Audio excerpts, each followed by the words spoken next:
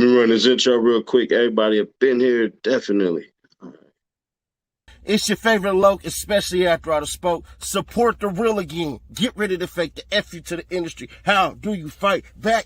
It's simple. All you got to do is just press subscribe, then join the movement over there on Instagram at CEDDYNASH. One word. That's where you and I can stay in contact. Plus, I'm going to like your pictures and all that. We had 75,000, so we done maxed. But when I can, I'm going to follow you back. To the crew, that's the truth. With the visionaries. Let's get into it. All right. So let me, I don't know. Click on yours. I'm mute. Glass, you hear me? I can hear you. What's the deal? Man, we're staying with it. What's going on, man? Appreciate you for joining in with us and everything. It's all love, dog. What's up with it? Yeah, man. So, shoot, we didn't get into it. Let me do this. You know what I'm gonna do? I'm gonna treat you like a co-host real quick. I just want to get your thoughts when you hear this. Basically, what happened today, because they don't believe it. That boy, Youngboy, man, he looking like he gonna beat the feds. This might be the only cat to beat the feds twice. Like, cuz got a Fed case in Baton Rouge. He got a Fed case in Cali. But we're gonna play what the lawyers say, because for some odd reason, y'all don't believe it out of my words sometimes. But listen to this. More from the Youngboy trial. In the opening conference, the prosecutors mentioned that, hey, we think the defense is going to try to bring up the fact that the FBI named their operation to arrest and apprehend NBA Youngboy Operation Never Free Again. And, that's a play on the moniker Never Broke Again. The judge kind of stopped the government and they're like, I don't really understand what you're coming from with all this. This is all a sideshow. This is a simple possession case. This is about whether or not he possessed the gun. I'm going to deal with that, but I don't know where you're coming from. It really just shows you what's going on in this case. This is not a typical gun possession case, because this is NBA Youngboy and the government is treating it like World War VII. So it's a very interesting window into understanding the dynamics at play when you're at the opening conference of a trial, you bring up a point to the judge, and the judge just kind of scratches his head and goes, what? Two more clips, hold on. Youngboy update. We had the opening statement. Prosecution side, they laid out a pretty straightforward case. Look, this guy was in a car. He fled from the car. We looked in the car. We found this gun in the car. He possessed it, guilty. The defense argues, hey, wait a second. In order to prove possession, you have to show one of two things. One, you have to show the guy actually had it. So here's my phone. I have it. It's in my hand. And if you can't show that he had it on him, like my phone is in my hand, you can show that, all right, well, he knew that it was somewhere and he had control over that location. Question, did he know that the gun was there? Could somebody else have put it there? The defense introduced the idea that there's no DNA fingerprint evidence linking this guy to this gun. There's at least 5 different sets of prints and DNA on the gun. And in the car, in and around the gun, they found a whole bunch of stuff that did not belong to him. You can show belonged to somebody else. So other people were in that house, other people are in that car, other people are always around this guy. And he has lots of cars and houses. The idea that you're going to just charge him with possessing everything in one of those cars or houses, maybe that's not how the law should work. One more. Youngboy update. Rap lyrics will not be used against him. The judge is throwing out the rap lyrics, excluding them from evidence at trial. Judge Robert Gary Klausner of the Central District of California. Kudos to you, sir, for recognizing, as you said from the bench, these lyrics have nothing to do with the issues that are in this case. This is a simple gun possession case. Did he or did he not possess the gun? The lyrics from Life Support, Gunsmoke will not be used at trial against him. I expect every rapper who ever has rap lyrics attempted to be used against him to go pull this decision from the Central District of California and rely on it to argue that rap lyrics have no basis in the courtroom. So, like I said earlier, this is going to help out Young Thug and a bunch of other cats where they're positioning their bond hearing. They're going to get one more chance at a bond hearing in September. One of the main things they've been saying was because of the rap lyrics and everything like that. But Glass, let me ask you this on a street level, right? We know we come from the streets. When they say that Buddy fingerprints wasn't on the strap, right, and it's other people's fingerprints and stuff like that, what does that make you think if you was the one that was facing this? I had a case like this. One of the last cases I had as a PCP dealer, and because of my past and my priors, it made it tough. Even though it wasn't my sherm, obviously, and my fingerprints wasn't on the bottle, but you got to take it the whole time and fight it the whole time. But I I think possession is a little bit more complicated than he's saying it is. Right. You know what I'm saying? So I don't know. Shit. I hope the best for him. You know what I mean? Fed ain't no joke. And you know, he's definitely somebody targeted, it sounds like. Yeah, they put a whole case on him and named it after him because, you know, it's NBA Never Broke Again. Youngboy technically is his rap name. It's not NBA. So then they said NBA Never Free Again. You know, that type of, you know, it's a play on they it. be having some cold. If you look at a lot of those old mafia names for them cases, they gang names, they be having, they need to be a fucking rapper. How witty they be acting and shit with all of that shit. It's a game, so. Definitely. So we just gonna get into because a lot of y'all cats in the comments are saying he can't use it, that no other rappers can. I just told y'all, bro, what happens with a lot of lawyers is they'll point to other cases as basis for certain charges and stuff getting dismissed. It doesn't matter. There's precedents for it. So y'all can argue that amongst yourself. I said it, a lawyer said it. Cats who have been through it are saying this, but some of y'all, you know, y'all lose your minds fighting a speeding ticket. So I ain't even finna holler at y'all. But man, Glasses, what's up, man? How you been, bro? Man, it's all good, man. Everything I want, man. I'm just chilling. What's the deal? Man, so you got the summer anthem that we didn't know that we need, but we definitely got it. We didn't know we needed this one. What basically, how did this come about? Man, we was just jamming, man. We was in here just, you know, we was just jamming. We was just in there popping some shit and making some rap records. And what's funny is, dog, it's such a simple concept, but in such a PC time, you know, where it's all PC'd out the game. You know, everything is, you got to say the right thing, or Pepsi gonna cut off your money, or McDonald's gonna cut off your money. Right. You know what I mean? Like, people are gonna cut off your money if they don't like what you're saying. So you could say something that's, to me, that's been said before, but just in today's time, it becomes like an outlier. You know what I mean? And as far as a title, for those who don't know, I know the title, but I'd rather, you know what I'm saying? Yeah, your title it's called Kanye Should Have Never Married That Bitch. And right now there's this weird movement going around, you know what I'm saying, where a lot of the girls that are, you know, a bit promiscuous is trying to make that acceptable. You know, you got women allowing their insecurities, trying to make that acceptable. They're trying to push that line on a lot of other women, and they're pointing to it like it's some sign of success. And you know, some of these guys are going for it. Some of these guys are marrying them. Some of these guys are doing all that, and they facilitating the thought of it being okay. So it's just it's like a last stance. You know what I'm saying? It's a last stance against that bullshit and holding signs up at the slut walk. You know what I'm saying? Like it's the last stance. You know what I'm saying? It's like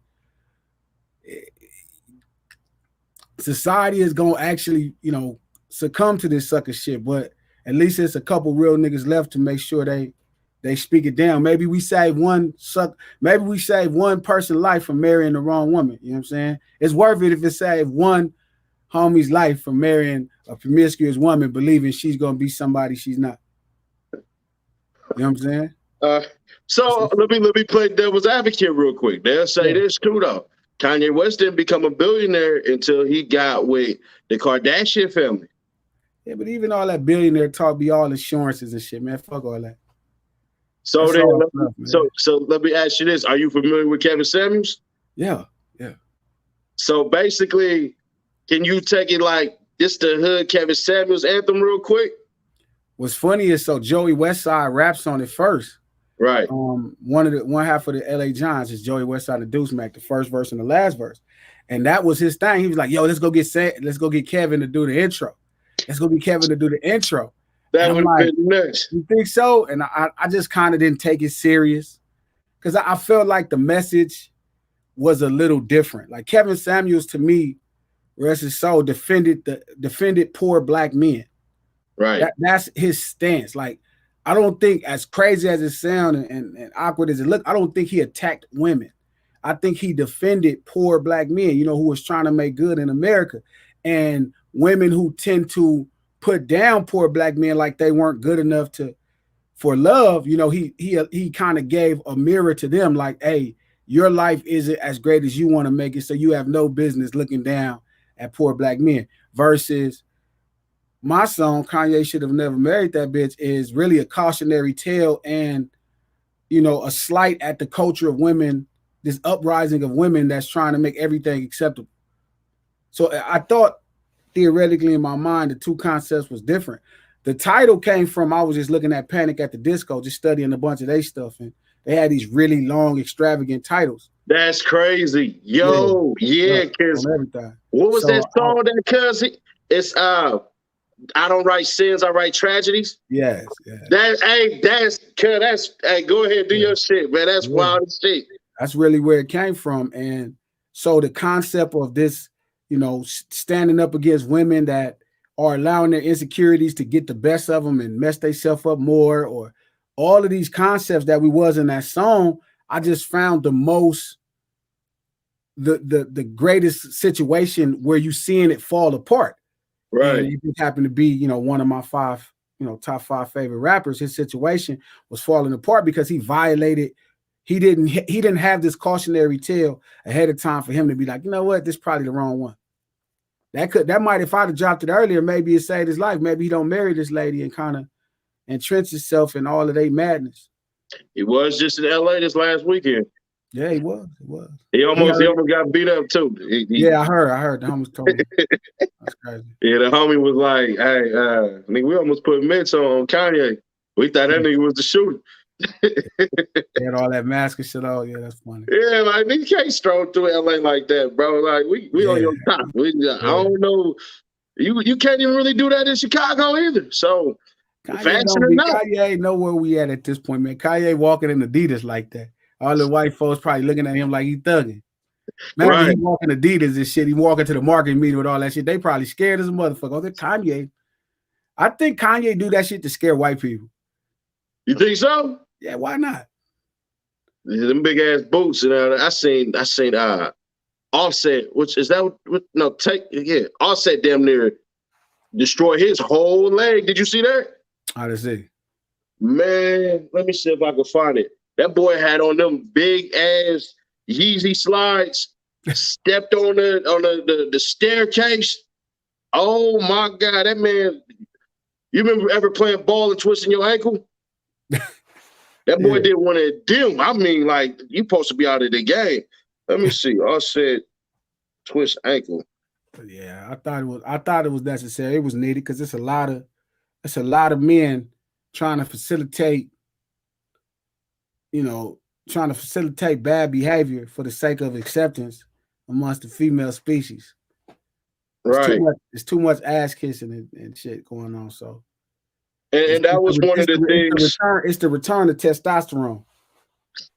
There ain't been a lot of testosterone lately. All of the male singers sound like girls. You know what I'm saying? All the rappers is, got fingernail polish and dresses and a bunch of weird shit going on. So it's been a long time since niggas seen testosterone and seen a blade. You feel me? A real blade, real alpha shit. You know what I'm saying? So it's the return of alpha, man. That's all. See, I started another channel too called American Alpha Male. You know what I'm saying? And we basically get on that because really, because I follow Kevin Samuels and everything like that. One of his things was he kept the stats in truth, where they try to say all black men and all this. And it's like, well, 51% of us are single and without a child. Mm-hmm. It's really y'all. Yeah, it's we the most educated. They were saying we the most educated because they ain't getting that payola. You see what I'm saying? Mm-hmm. When we out earning the women by about $6,000, and these just regular dudes. But that's what I'm saying. I felt like Kevin Samuels' message got twisted as an assault on women versus defending black men. Mm-hmm. I feel like he was defending black men to the fullest level, and you would watch women get on his show and just attack black men, the average black man. So I felt he put a mirror in front of women, but with the goal of defending the everyday black male in America. So I really appreciate his. I wasn't even a follower, but I've seen his content probably about 6-7 times, and I was able you know what I mean, to disseminate all of that shit about it. It wasn't like, oh, I hate women. It's more like, how you think you better than him? How do you think you deserve all of this? What's wrong with the regular brother for me that's gonna go out here and break his back for you? So I had a lot of respect for his message, you know what I'm saying, at the end of the day. Definitely. So Sugar Free was in the building too when y'all was recording this? No, so we had it together. Right. We put it together first, and then me and Free was talking about something else. I had sent him some music for a project, and he just loved the beat. And he like, what you working on over there? And I was like, man, I got this dope ass song. And I sent it to him, and he kind of turned it around in like 2 minutes. He was like, this is fire. And he just knocked it out and sent it right back. You know what I'm saying? And we was all in the studio still. So I remember just hearing this verse and really bugging out. Like Free is one of the few people in the history of hip hop that's just actually just getting better the whole time. I literally was just talking. I said, this man has a second win where now that he high commodity right now. I seen him out there with the cats from the Bay, and everybody just kept repeating his verse. I'm like, we already done grew up on this. We already know, like, you know what I'm saying? He's good though, man. He's like, that motherfucker, man. There's no way you should be that good for that long. And sometimes I'll just send cuz a text and be like, hey man, you are fantastic at rapping. He'll be like, Glass, you crazy. I'm like, but no, because I might have heard something he did like somewhere else. And I was like, bro, this is crazy that this man is still this fantastic at rapping.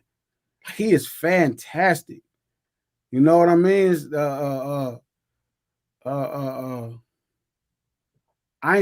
He said, picture Sugar Free a crash dummy. I ain't the smartest motherfucker in the world, but you just another bitch that need gas money. Like, he be saying some shit, and here's some tools you could use, bitch. A million motherfuckers want to be in my shoes. I'm a legend in these streets, the better kind. How many of y'all niggas know where y'all bitch at right now? Never mind. Never mind. You know what I mean? Like, yeah. Mo Bay did. The average nigga will break his neck to go to your house. Have I ever been there? Okay, then. What the fuck I'm gonna give a bitch a pass for? Spent all that money on school and got a job that don't got nothing to do with what you went to class for. Here goes some real Sugar-Free toughener. If that bitch got a gang of play cousins and play brothers, they fucking her. Fucking her. You feel me? Like, who thinks of this shit? And it's really what we all think, but you know, that's what hip-hop is, that barbershop conversation gone public. You know, right. The conversation we have in our little barbershops, you know, if we having them now in front of the rest of the world, and Sugar-Free is just unbelievable at that shit, man. Unbelievable. Make sure y'all hit those likes and share this live stream with your people. Subscribe if you have not. So let me do it this way, man. I put out probably like, I want to say 8 years ago, right? A song called Crip Anthem. Did crazy views. But in all actuality, the West Coast face of the Crips, that was you. At that time, right? I don't know about that. Nah, I'm gonna say it was you because I hear all the time like Snoop and all that, but I think Snoop just went above and beyond. I think Snoop became iconic. You know what I'm saying? Yeah. But at that time, let's just keep it all the way authentic. But I was just talking about this on Twitter. I tweeted it. I was like, as I grow up culturally, I give more credit to Snoop than Jay-Z. Like a lot of, and it's not normal because Jay-Z as a D-boy, right? There's a connection, but Snoop never stopped being who he was. Right. At the high, you know, people don't do that at the highest level. Nah. Like eventually, you know, like you start becoming, this nigga is still a Crip. Like right. You can't tell him, like he's gonna show up to the Super Bowl, chunk up a chunky one, right? Did wear this blue bandana outfit, feel me? Walk on stage, pull on the blunt, feel me? In the break. That nigga's a Crip, man, and it's tough to carry Cripping with that type of elegance for this long. You know what I mean? That's true. Like Corona, nobody made him. He be cousin like the news anchor ladies. He cuz Martha Stewart. Like he's America's Crip, and Crip was not the thing. You know what I mean? Like, how do you become something that America frowns on? And they like, look, you're just your charm is so irresistible. We gonna, you know, put some respect on your Cripping. That's what America does for Snoop. No, if it wasn't for him, we wouldn't even be here. We can keep it honest. We would not be here at all. No. But you had a run where everybody was B-Dogs. Everybody named Mama, the Dipset, Wayne, Game, they came out of the man, I seen cats biting Game, biting Dipset, biting Wayne like a motherfucker, but you still kept that torch going. I'm telling you, from outside looking in, trust and believe. As far as that blue card go, bro, you was that one. Well, I'm just curious as to, did you ever feel the pressure to kind of be that perfect representation for the blue team?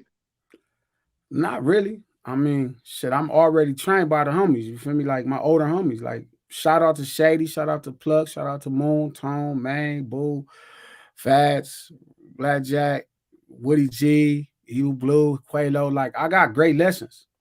Right. So all I had to do was just don't abandon the lessons.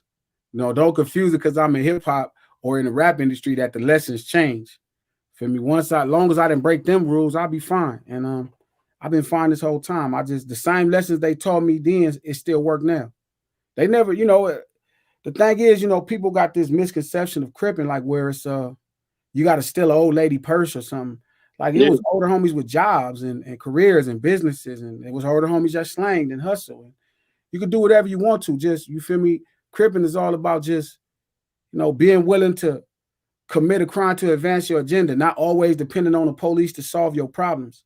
You know what I mean? And it's tough for a society to understand because the only way you can have a society is people all obeying the law. So it's always that 1%. So I obey it the right way. You know what I'm saying? I just follow them rules that they showed me, and it worked out for me. Yeah, no, but then again, too, like a lot of these cats, they didn't get to see it. You know what I'm saying? Like jumping off that scene, whether or not you knew it, there's a lot of these cats you never even met, they big homie, where they had to look at you and go, oh, Glass is doing it this way. Glass is doing it that way. Let me go ahead. Did you ever catch anybody imitating you and then just go like, you know what I'm saying? Like, I see you. I don't think so, but no, other people tell me that, but I don't think so. I think I'm everything that the older homies was, you feel me, without the drugs. Right. And the drugs matter. You know what I'm saying? I'm everything the older homies was without the drugs. So I think they more representation of Dog or somebody, maybe Nip or something, feel me, or niggas that's like me. I'm not the token boy for none of this. This is just what it really is.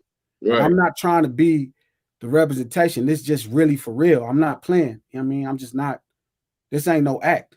This is something I really believe in and I stick to, and it's worked out for me in my favor. You know what I mean? It prepared me for a world that wasn't going to understand my brain in the first place. So when you talk about misunderstanding and stuff, let's drop it to here then. You've been one for the titles a little bit. I mean, you said that shit come out, Gangsta Boogie, not too long ago. I remember when I dropped it, I was waiting on the visuals. I ain't gonna hold you. I'm like, what they gonna do for the visuals? Me and Gang talked about it, but we just never kind of followed it up. You know what I'm saying? I don't know. I'm not a big person just to run and shoot video. I don't shoot a ton of them. You know what I mean? Now I'm putting out more now than ever before, but I thought about it, but I never could come up with the right idea to even tell him let's do it. Like I thought about going back on Brazil and taking it back there to day one. I thought that'd have been hard, but Game is going somewhere further in his career. I'm going somewhere further in my career. Maybe it ain't time to revisit, Brazil and try to fix a lot of other problems that, I don't know the depth of. You know what I mean? Like, I don't quite know what's going on. So I didn't have another good idea. And I didn't just want to turn on the camera and go sit in front of his mansion in Calabasas and shoot it for damn sure. Nah. It's the authenticity wouldn't have been there. I don't have the right ideas for it. So if I don't, I'll just move on. But it could still possibly happen. Yeah, it's not, man, listen, I'm trying to convince Dom to shoot a video for a song we did 6 years ago.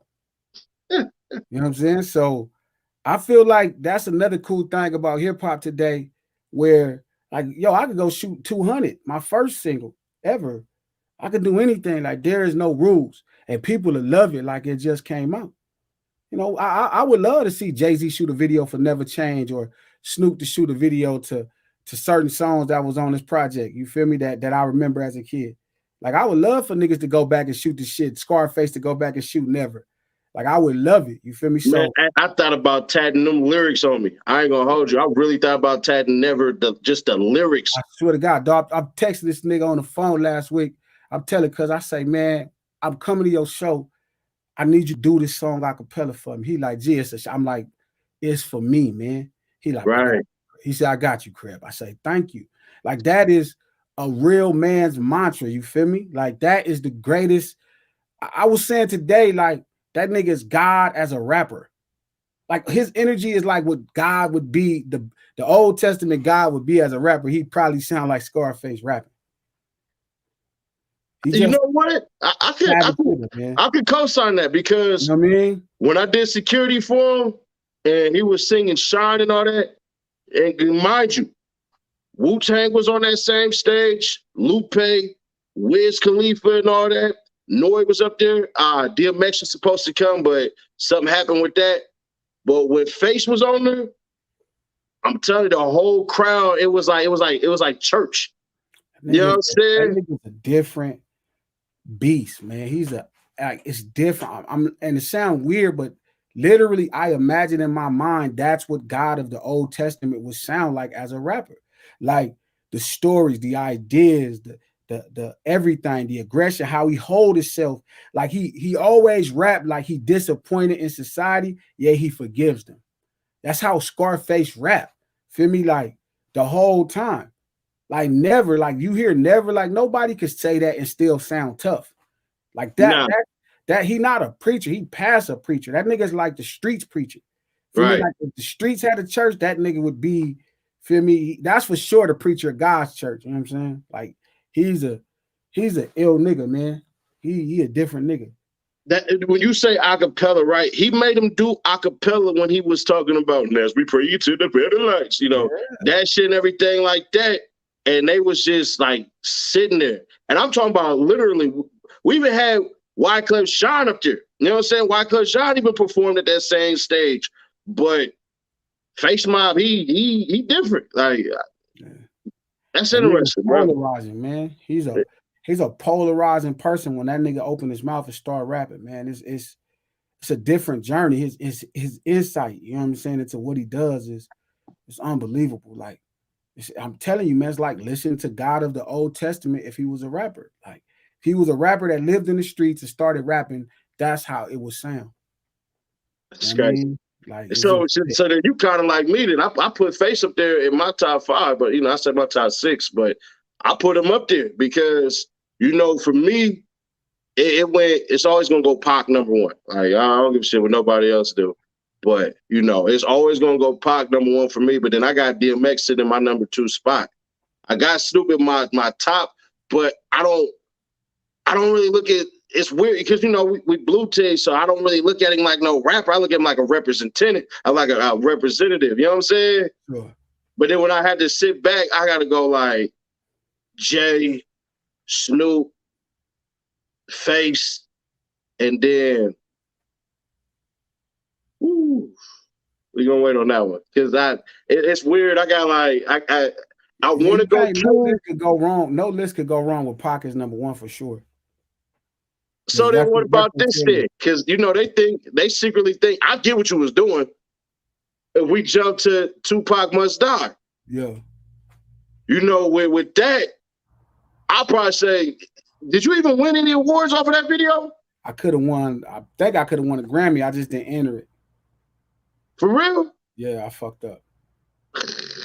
Yeah, like a couple people that was a part of the voting board was like, yo, you need to enter that song. You need to enter that video. They thought it was that great. I mean, you know, the reality is, man, like I never thought people would get it. You know, like a lot of the inspiration of that was fuck the police and different ideas where you unearth cultural perspectives, you know what I mean, that nobody had ever thought about. You know what I mean? So I knew I was headed to a place of, you know, misunderstanding, but it just was like, I realized it wasn't enough street left. You know what I mean? It's not enough street left in the music business. Like, you know what I mean? It's not enough street left.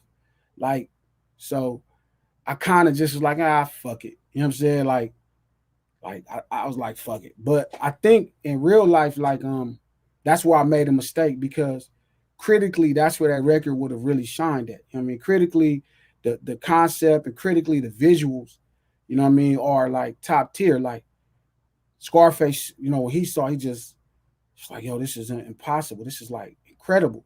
You know, and it's funny because to me, all his peers got it. You know, all the peers, they knew what I was doing because they're of that cut. Right. I mean, if they saw, like Corrupt didn't get it because he just heard the title and thought it was like some disrespectful thing. So he cuts me out for like 45 minutes. And then Dre, he didn't see it neither. So he cuts me out for like 2 hours, you know, in person. So it was cute. It was funny to me because, you know, Dre didn't look at it. He just heard it was a song, and they was like, oh, how you make a song called Fuck Tupac? I'm like, bro, nobody could say fuck Tupac for real. Like, that's a joke. I would never make a song dissing Tupac. Even now, like, I did an interview with a page called Bomb First. It's super dope. And people was like, oh, he dissed Tupac. And I just cannot figure out where is the disrespect.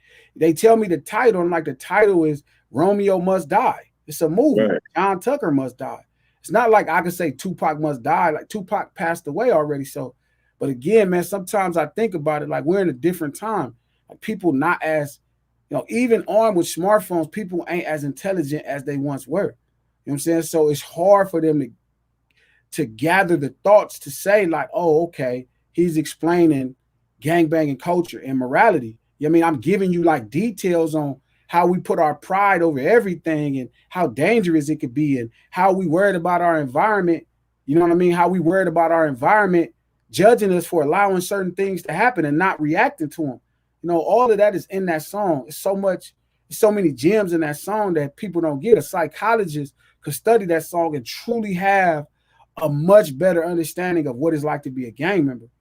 And that could help society. Not to mention, it could discourage a lot of these musicians from joining gangs. You know what I mean? Like, if you understand that, you know, at the top level, this could happen to what possibly is the greatest rapper of all time, you feel me? Then that might make you think twice.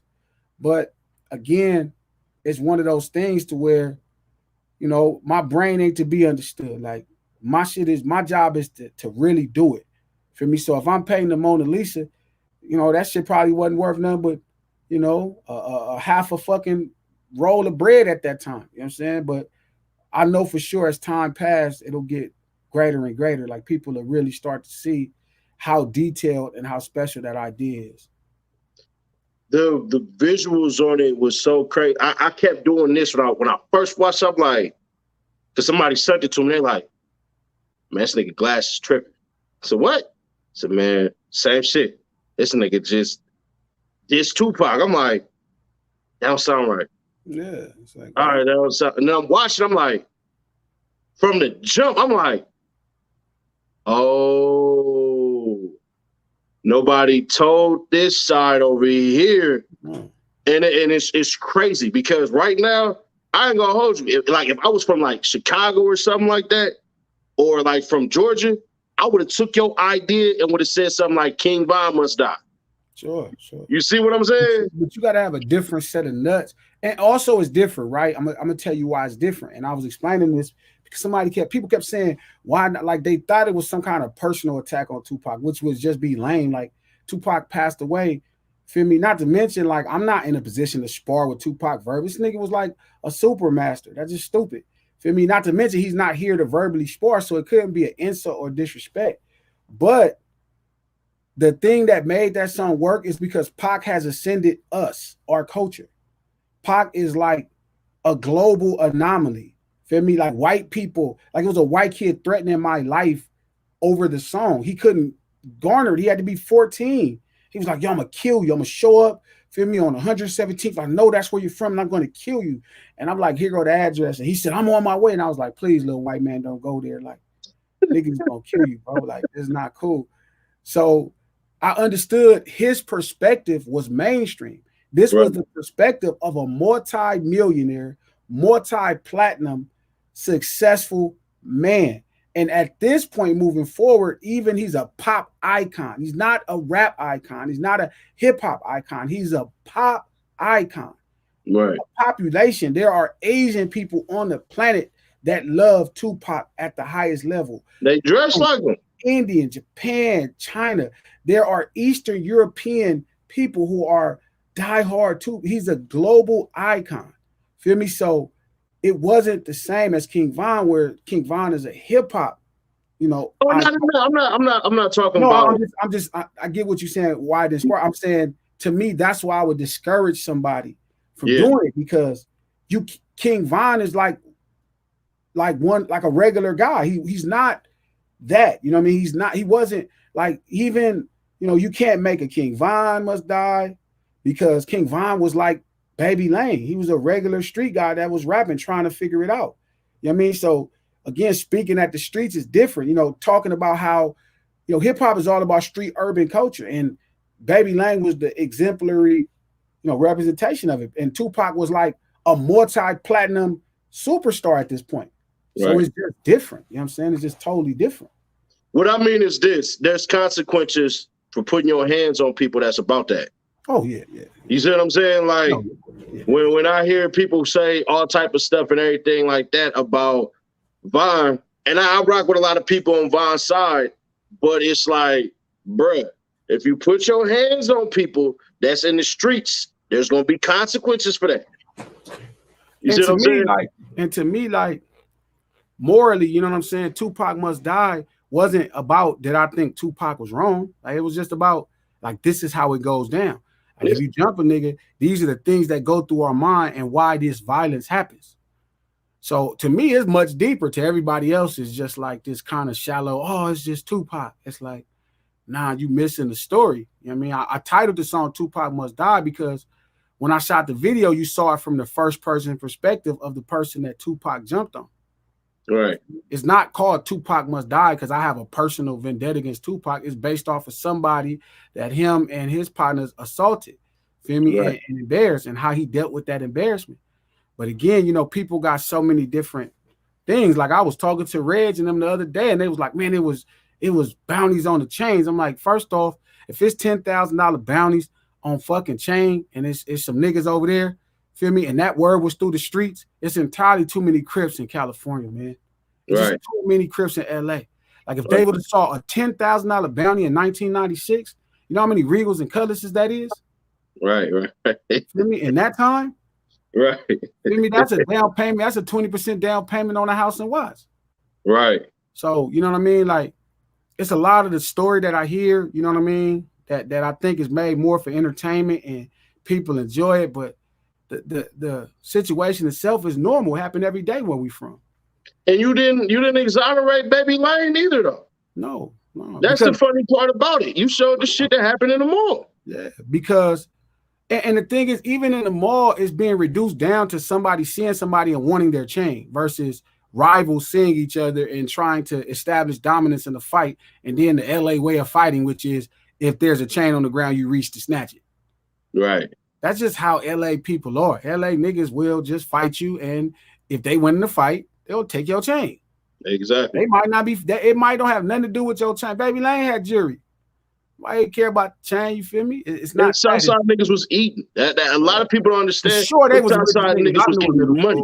Yeah, real money. We're not talking about a couple of hundred to die. We talking these niggas was clocking thousands at that time. Yeah, some millionaires over there at that time. They had all the money in Compton at that time. So exactly. Again, it's just, that's the thing about trying to invite somebody into a real street world. Like, they only like it when they feel like it don't hurt somebody they love. But I'm trying to express to them that's what drives it. So when y'all say senseless killings, no, the way you felt over me making this song, and you thought I killed, you know, somebody you loved in Tupac, and that's how you felt about a music video. It was people who really thought that I killed him in real life and made a video snitching on myself. Like, nigga, I was in high school. Like, that's crazy. But again, that's what it does. That's gangbanging. Gangbanging makes you feel that way. You know what I mean? Something happened to your loved one and you like, I need to participate in bringing justice or getting vengeance for this person's memory. You don't have a lot of stuff to look forward. It ain't like you got a scholarship to start, you know, to Stanford, and you just finna let it go. Shit, you ain't got nothing to look forward to anyway. It ain't no factory down the street for you to get a job. So let me ask you this: did any opportunity? Because Who you had director credits in that, right? Yeah. So did anybody offer the chance for you to come work on that music video after that? I got offered the opportunity to make films. Damn. I would if I had the bread too. I definitely would. I did it, but I just kind of pushed it off a little bit. I got offered the opportunity. So the idea itself, like I said, as I was learning about hip hop, I was writing it for this TV show I had called Two Sides. I got an opportunity to direct and do that, produce that. And I got an opportunity from Hollywood, film director that's well known to do films. So, I mean, I think I think my peers got it. That's the reality. I think my peers and the people who I respect and grew up listening to, they understood it. Every last one of them. You know what I mean? Because they understood what I'm doing culturally. I think there's a fanatic of people, and there's also just this really just don't have time to think about something people. You know what I mean? People just trapped in their everyday life of trying to just get by and trying to live vicariously on social media. I don't think they have time to try to figure it out. I think it's like, oh, well, I don't like how this make me feel reading this, so fuck you, I hate you. And that just comes with the territory. But I always find solace and understanding, you feel me, that every gangster rapper was hated if they were great. Tupac was hated. Snoop was hated. Feel me? Most great black men were hated. Jesus was hated. You know what I'm saying? Malcolm X was hated. Martin Luther King was hated. Feel me? They gonna hate you. So it's all good. I ain't tripping. Let's go. So how do you feel when people, for lack of better words, put you in that tier like you one of the chapters of West Coast rap? How does that make you feel? I just ain't done enough. You know what I'm saying? I'm getting closer though. Tupac Must Die was a great start. So prior to 2010, I felt like I didn't have a staple song on the West Coast. That was important. I didn't think Certified would last. I thought it was like a great song for the time, but I think it was a little Southern. Shout out to my big brother, DJ Toonk, for blessing me with my first hit. I thought Sun Come Up was cool. I thought Haters was okay. I thought East Side could have been something. But really until that good, 2013, you know what I'm saying, I didn't have a record that was, to me, a West Coast classic. And that became my first, LA West Coast classic, right? Which was That Good with Ty Dolla $ign. So then once I had that conquered, I was studying this whole shit because I was like, y'all need to be able to put a brick in hip hop in this foundation to where when they say Glasses Malone, it don't matter where you say it amongst a hip hop audience, they're gonna be like, oh, that nigga that. And Tupac Must Die was able to kind of fix that. So a lot of these things fix my foundation. You know what I mean? As a hip hop artist from the West Coast. So to me, I can see that. Yeah, I can see that. I definitely can see that. Just, I fixed my foundation. Now I can start building on it. Like all I'm focused on is clarifying my foundation and rightfully what I'm about and all that shit. You know what I'm saying? For niggas to know when they look forward, it won't be no more confusion. Yeah. Nah, I can see where you're coming from with that. Now niggas know around the world that I am that Crip from LA. You know what I'm saying? Like, period. Like, if it could have been a confusion, maybe you saw East Side, Crip Gang with me, Nip, and Snoop, and I shot it in New York. You might have knew I was a Crip, but you might have thought like, oh, that's that little nigga from New York that did that one song. Or you might have heard Certified by that nigga from the South. Now it's none of that. For me, oh, that's the nigga got the song. Now it's none of that. It's like, oh, that's that Crip nigga from LA that they killed Tupac in the video. Which is fucked up, but shit. The more they listen, they'll figure it out. Yeah, nah, you gotta give it to them, give breadcrumbs, because I try to evoke like the hustler spirit of Young Dolph, and I did something tricky with the title. I said Young Dolph wasn't a street dude, and when I said that, they all just they didn't even hear what I was saying. Like, this man made sure every single birthday of one of his kids, he was buying property. He was getting deeds for his kids. He was investing in businesses. This man donated $1 million to a hospital. That ain't no street dude. You see what I'm saying? This is a businessman. You see what I'm saying? And I'm like, y'all stop categorizing this man as nothing but a lame ass street dude. This man is a businessman. Forget all the other shit. But street dudes could be businessmen.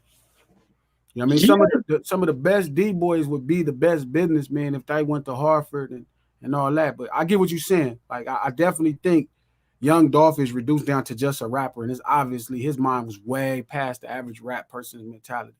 And that was my message. This man was beyond rap. Like, y'all got to stop. It's disrespectful to this man's legacy. You see what I'm saying? Yeah. That's just how I look at it. Like, when if somebody's like, oh yeah, talk about Glass, I'm like, he a heavy spitter, and I think he made it cool to really function with the South. You know what I'm saying? For the blue team to function with these niggas, because at the time, that's not what it was looking like. You see what I'm saying? Because I remember, oh yeah, Glass is over there. He over there. I'm like, oh shit, nigga is weird. Hell nah. But you on some shit like you over here trying to expand and all of this shit at a time. Niggas wasn't doing that.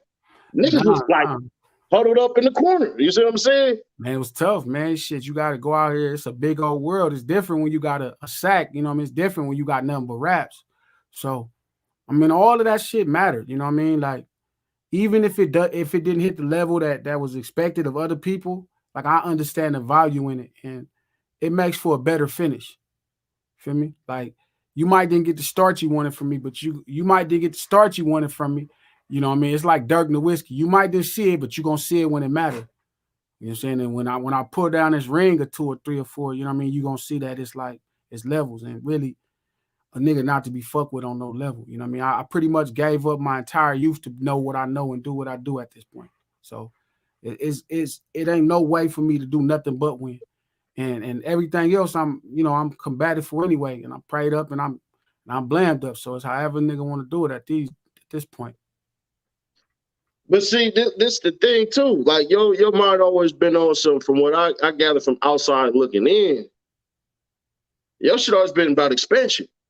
Yeah, because that's the D-boy spirit in me, man. That's all. You know what I mean? That's my mom. You know what I mean? Like, not to mention just helping people, man. Mixing in the mix. Like, you know, I think when I first met NH and TD and different niggas over there, like, you know, of Crenshaw, it's like, man, I had been going over there selling shine to niggas. So why would I not go over there and take rap to niggas? You know what I mean? Like, it's nothing. It's the same thing. It's that pioneering, you know, spirit, you know what I mean? Of going out and seeing the world and really going out to see what you made of. To me, like, real gangbanging don't happen until you go to somebody else's community. You know what I'm saying? It's easy to gangbang in your area. When you start going to other places, you feel me? And niggas got to see that you really that. And you might have to show a nigga that you don't want to. You want to have a good time, but it might be that nigga that's like, hold on, we need to, you know, LA is notorious for testing a nigga toughness. So you show a couple niggas, man, and you able to go pioneer and really enjoy all that Los Angeles, you know, our culture has to offer. It's a lot. Right. I love it. That's why I love us. I don't give a fuck what nobody say. Like, Vince Staples got that song, what do you say on some Crip and Blood shit? That's the only thing I ever been in love with. You know what I'm saying? Like, I love this shit. I love us. I mean, right. I get it that way at times we could kill and hurt each other, but man, you know, that's not what it's really all about. Ain't nothing like that love, that culture experience when you meet a nigga and they whole get down is different. You know, first niggas I met from 60s, them niggas was wearing Dockers and coaster shoes and button-up shirts, and they was lokes. You feel me? Like, I loved it. And first Harlem niggas I met, them niggas was, feel me, wearing all kind of shit, and the Main Street niggas was rich and boy, like, I love us. You know what I'm saying? I love going to see us. I love seeing us in our environment and hearing how we talk and how we all talk different. I love it. Feel me? I don't give a fuck. You know what I'm saying? So, you know, you got to go out here and go see it. You know what I mean? It can get crazy at times, but as long as you trained in the right way, you'll be fine. You know, it's funny you say that. The last, I think it was like 2 weeks ago, right? The cameraman came up and shit. We on Slauson and West and shit, right? And he like, man, I always wanted to come over here, but I thought y'all was gonna kill me. And I was like, bruh, what the fuck? Like, nah, man, come out here, spend your money, spend black. Like, a lot of cats don't know, but we be preaching buy black, buy black, buy black, buy black. You know what I'm saying? That type of shit. So it just be kind of crazy how, you know, everybody get this bad rap. Yeah, and then once we open our mouth, then we able to, you know what I'm saying? Yeah, and I just never waited on people to open their mouth. You know what I mean? Like, once I could throw my shit and, you know, you'll shoot a gun, you know, you just go fraternize. You know, you got to be a diplomat in Los Angeles, man. You got to really know how to, you know, to interact with other communities. You know, it teach you globe trotting right in Los Angeles, being in different environments. And culturally, it really will be different. You know what I mean? Right. So I'm grateful. I'm grateful for my experiences, man. Every one of them. I'm good with them. So when you was running with, I don't even know if I would say running, but basically when you was with the hottest rapper on earth, right? When you was with Wayne and everything like that, what's some of the, like, I don't even want to say craziest, but most interesting things that you seen out there when you was with him and everything? That's funny you said that, because I was with Game when he was the hottest nigga on earth, right next to him. Right. In 2005, and then I was with Tune when Wayne was the hottest nigga on earth in 2008, and pretty much close to Kendrick when he was the hottest nigga on earth. You know what I mean? That's right. Yeah, I just seen some shit that popped up with you and him in the studio, and he was giving you your flowers and shit. And I'm like, nigga, this like 5 years ago. What the fuck? Or I think it was even like 7 years ago. Yeah, man, that little nigga really the one. But you know what blew me away? I was with Tune and them one time, and it was a rapper signed to Cash Money. I forgot his name. But he was Briscoe. Briscoe. He got all of the issues and shit where they saying all of the stuff he had going on was crazy. But Briscoe was signed to Cash Money at the time, and we was in South Carolina, and we was at like one of those things they do for like a beach or something. Like they got some kind of annual thing. Myrtle Beach. Myrtle Beach. And we was there, and Wayne was like heating up. Like Father Like Son was killing. Quarter 2 was like killing still. You know, we on the verge. He make it quarter 3. So we go to this thing, and I mean, it's cracking. You know what I'm saying? It was the first time I ever seen a nigga get like, I think he got like 90,000 in a manila envelope. And I remember just seeing like, damn, they give you 90,000 just to show up and perform here. Like, you know, I never thought rap played like that. You know, even when I started rapping, I didn't think it paid like that to be a rapper. Like, so I was tripping, right? So he does the show. You know what I mean? We chilling. Feel me? And we finna leave. And Briscoe hop on stage. It was like, yeah, and to all the bad bitches up in here, come fuck with us. We paying. And I remember just bagging up. You know, all the LA nigga came out of me. I just started bagging up. Like, I'm not paying these bitches nothing. You know, fuck y'all. I remember that, and I just laughed. I was like, culturally, they different. You know what I mean? They pay for it. And I remember Wayne told me, he said, man, you don't pay them to show up, you pay them to leave. And that was like low-key brilliant. You feel me? Because they do be struggling to leave if they fuck with you. So I remembered that in Briscoe, and they was all with it when they said it, like, yep, you know, and man was so cool. Mac Man was so great. But I remember that, and I remember just shying back like, yeah, nah, I'm not gonna pay. I'm not gonna pay. That's fucked up, right? They fucked us up. Nah, it's crazy because, you know, they can't if you got it, that shit. I might have about 20,000 in my pocket. I couldn't see giving them motherfuckers $2. Sugar Free would have disowned me. Snoop would have disowned me, man. I can't do it. I still struggle with it to this day. I still struggle with it. I get it now. It makes sense as I get older, but it would be hard, man. It'd be so hard. I can't take no girl out if she can pay. Like, you can't, you know what I'm saying? Man, it's just so much.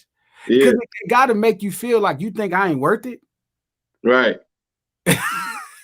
And really you not, but it's cool, the thought of it. Like, I got too much confidence to be feeling like I ain't worth it for free. Like, I'm doing you a favor. Hey, I had the white Caprice classic and shit. And then when I did with this bride, she's like that. She's like, pull out a fat burger. Let me get this. I'm like, who paying for this? She's like, damn, nigga, I just did all this. I can't get this. And I had to sit there like, see, I'd have bought her food. That just, you just. Yeah, I did it, but it was like, she had to hit me with that, like, damn, nigga, I ain't even worth, you know what I'm saying?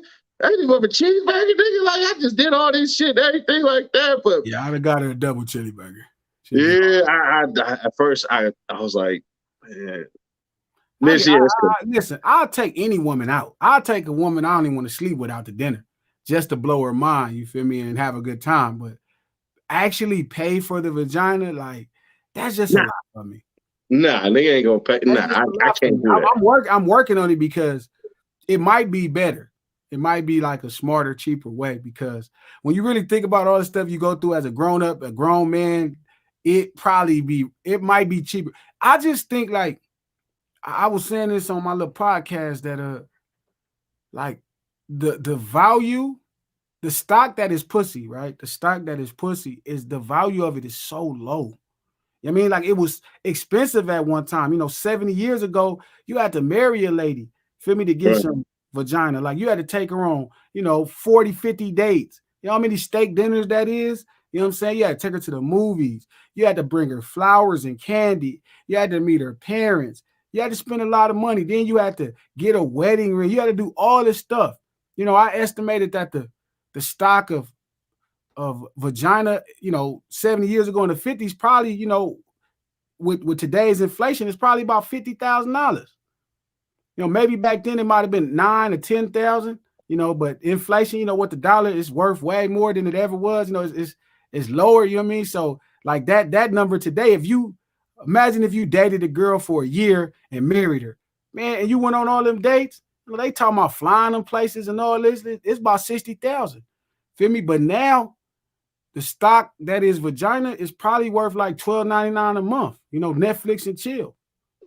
You know what I'm saying? Like, you really can get a girl to give you some vagina just because y'all watched a movie together at the house. But them couch vibes. You didn't even have to have no microwave popcorn. You know what I mean? You ain't got to even get no Jiffy Pop. It's on, you feel me? So that's the only problem. So, like, for me to pay for vagina, dog, like, now if it was $50 and it was quality, I'd pay. It had to be somebody really quality, though, like Nia Long or something, you know what I mean? Like, that type of value. You can't be like none regular Figueroa. Like, I wouldn't pay Figueroa $50. That would have, they had to, I had to owe me. Y'all see, I ain't saying shit. I'm just No, think about it. I think, what's funny? I think the more I express myself, I isolate myself. People be thinking I'm trolling and playing, but I'm serious. Like, if vagina was $50, I'd just have a subscription. It'd probably be cheaper. It just had to be quality, you know what I mean? Because the quality that people want to sell you for $50 now is pretty horrible. Like, the vagina that's 1,000 or 800 should be worth about 50. You know what I'm saying? That's closer to fair. No, I get what you said. I get what you said. Just for vagina, man, like, and they all swear it's better than the next, but it's like, is it? Yeah, everybody a salesperson. I found that out. Even myself, I had to salesperson some shit. That type of shit. Cause I'm at the level now where I don't really want no girl. Like, I really just want to get my wife. Nia Long, like a woman quality is Nia Long for $50. Like 1 hour, you feel me? Like, you ain't gonna hear her no more. She ain't gonna tell no other girls. You just feel better about yourself instantly. I just can't pay $200-300. That just I'm on a white fine right now. It ain't cool. It ain't worth that. I'm on a white fine right now. I'm trying to. I don't even want to do none of this shit though. But I feel like right now, shit. Let me get my house. Let me get my wife. Let me chill on down. A lot of shit. About that, how many steak dinners that's gonna cost? All them dinners you got to take her out to, and you got to be nice, and you got to do all of that. You got to show her, you a quality man, that you ain't go, whoop her ass. Think about how much you got to pay to get a wife. Unless you just close the deal in 60 days, you just meet somebody that when we get married, 60 days, and you go to Vegas. But think about it, how many dates is that? Like, if let's say you meet a woman for a year, feel me? You date her for a year, you like, I'm married her because you fuck with her. How many times y'all went on a date for this year? I ain't gonna hold you. My money been so good. Bitch catching a flight these days. That's another thing. Like, this new modern woman, you feel me? That old, like, you want to fly to different countries just to give me this used pussy. That just ain't amusing to me. Like, I don't, like, why would I take a woman from America to Italy or to Japan, feel me, to knock her down, and it's women in Japan that I could never knock down no more, that I'm there. I don't get women thinking like that's crazy. Like, why would I take you to Germany and it's German hoes there? Send to the beach. I have an experience of the lifetime and go home. And you could go around the globe getting like hitting all kind of different languages and lingo. Why would I take a woman from where I'm from to another country to hit it? Like, she got to have way more than just a vagina for that, because it would be much better to hit a Japanese lady that don't, you know, like, I don't like, it's nothing better than some girl telling you she wants you without ever being able to speak English, bro. Like, that's a feeling that you could not imagine what it feel like. And so did that happen to you? The people want to know, did that happen to you? In different countries, multiple times. And it's no greater feeling than somebody translating that, you know, that desire for you. Right, like, right. They got to tell you without words. You know what I'm saying? Like, that shit is the fly, bro. Seti, like, that is the greatest thing you will experience as a man. You know what I mean? Like, somebody who don't speak your language, right, telling you like, yeah, what's up? Like, macking you down, rubbing your face, like letting you know, like, that's the greatest ever. You know what I'm saying? So I'm just being honest. Like, this no, look, I'm gonna try it tomorrow. I'm gonna hit the beach tomorrow and everything like that. I'm gonna try to put in maximum effort this time. You know what I'm saying? But if you speak enough Spanish, I can get away with it too, though. Prime example, if you meet a woman and try to marry her, let's say y'all date for a year, how many, like, you talking about flying her to a different country? Feel me? You finna be up in that thing probably about 60, 70 bucks. 60, 70,000 for her pops don't pay for the wedding. She want anything decent. You'll be up in that thing 100,000. Feel me? To marry her. And somebody had that pussy before. Yeah, and whole babies and crawled out that motherfucker and shit too. I'm not saying they don't deserve that. I'm in for it. I'm just saying that's what's different from now and then. Like, you, a man in the 50s, for sure, that he was the first one. I know old men right now. One of my partner's daddy at like 78. He's the only person that his wife been with. His wife's 70. His wife is 73. He brags about that shit right now. Yeah, you know, I'm the only one she had.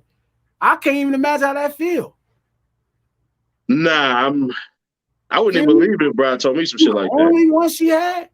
You know how impossible that is to say that about a woman today. Now, I don't know if it carry value, but he be proud. That nigga be proud, man. He be like, yeah, I'm her only one. That nigga do anything for her. That nigga jump in front of a cannon. He the only one to hit that thing. You know, it's motherfuckers at different sections of the world that will kill themselves just to be promised like 6 virgins when they get to heaven. So, yeah, that's just weird. And I'm not a virgin person. You know what I mean? Like, I don't get that. Like, I just think that's like, if you got like a small penis or something, you want a virgin or something. Or like that, like how my homie Pop said, like how Big Larry is. Feel me? Where he like, yeah, like it been said, he been running through that thing for 50, 60 years now. So he feel like he the guy. You know what I mean? Like, he like, yeah, I'm just the only thing she know. He says that. The nigga 78 still worried about who his wife had fucked before. Feel me? So it gotta have some kind of value to feel like you the only one that hit it. Keep them youthful though. It could be possible, you know, that shit keep her youthful. Yeah, I'm not see that, and that's what's wrong with R. Kelly and certain people, where they try to live vicariously through these little young ladies, and that just ain't really real. Yeah, I had a nigga try to defend R. Kelly. I said, but can R. Kelly watch your teenage daughter? No. I don't defend him, but I definitely think they railroaded him, and that wasn't right. I think the parents need to be in jail too. I will say he deserved to be under the jail, but the parents need to be as well, because you don't get access to the kids. The problem is there is no underage women on his case, and I don't think people really paid attention to his case. They're charging him with a child pornography person of a video that happened with somebody that was a minor. But all his cases, for the most part, was grown women, 18 and above. Right. I mean, they charged him with trafficking. They gave him pimp charges and racketeering, mob charges, and the Mann Act, which is like a racist law that they made. Feel me? And they prosecuted Jack Johnson for taking white women across state lines. So to get that man 30 years for that dumbass shit is some bullshit. Yeah, but that nigga definitely did it. Like, everybody see that video. I think he actually did, you know, I think it's obvious he actually had sex with a minor on tape, which is child pornography. But I don't think he racketeered or trafficked no hoes. He ain't trafficked. Nah, I can't see that. And that's what they charged him with. You know, they hit him with that Fed charge, and that just wasn't right. Like, you know, this man probably should be doing 6-7 years and getting some counseling and trying to put his life back together. You know what I'm saying? Probably castrate him. This nigga got herpes. It's kind of funny. Well, I don't know, because I think all them hoes knew it anyway, and it's R. Kelly. Yeah. Come on, man. It's R. Kelly. My mind's telling me no. It's like, yes. The young girls, I feel, you know what? Well, what's funny is the little girl he pissed on, she grown now. She like, I ain't had no problem. She not fucking with none of y'all. She like, that was her shit. But R. Kelly is like a nigga from a different time that just happened to be in our time. You know what I mean? If you really think about R. Kelly is like a nigga from the 40s. You remember them niggas from the 40s and 1930s and the 40s, them niggas used to marry 14-year-olds? He like my grandma, she was fucking 14, married to a 37-year-old. Yeah. And had 8 of this nigga's babies. Yeah, and I thought and they had a happy family for a long time. Slight weight. That nigga probably only lived another 30 years. Older nigga, man. Yeah, nigga, that nigga was definitely, it was different times. I'm gonna put it that way. And I think R. Kelly's a nigga misplay. Even the way he sing, that nigga should have been part of the Four Tops or something. That nigga ain't supposed to be in today's time, man. You know what I mean? So I pray for that brother. Something that he should have got 6 or 7 years. He got 30 years. That's just rough.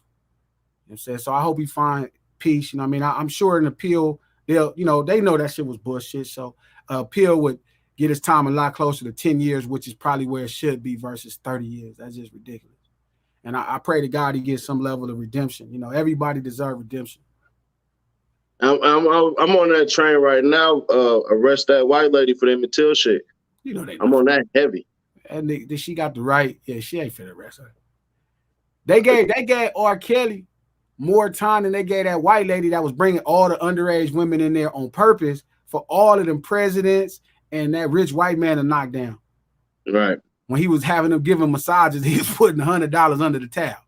The niggas, them some weird motherfuckers. That shit. I tell you, because I think it's a culture of men somewhere, right? And I genuinely believe this, that live vicariously through the youth of women. It's almost weird.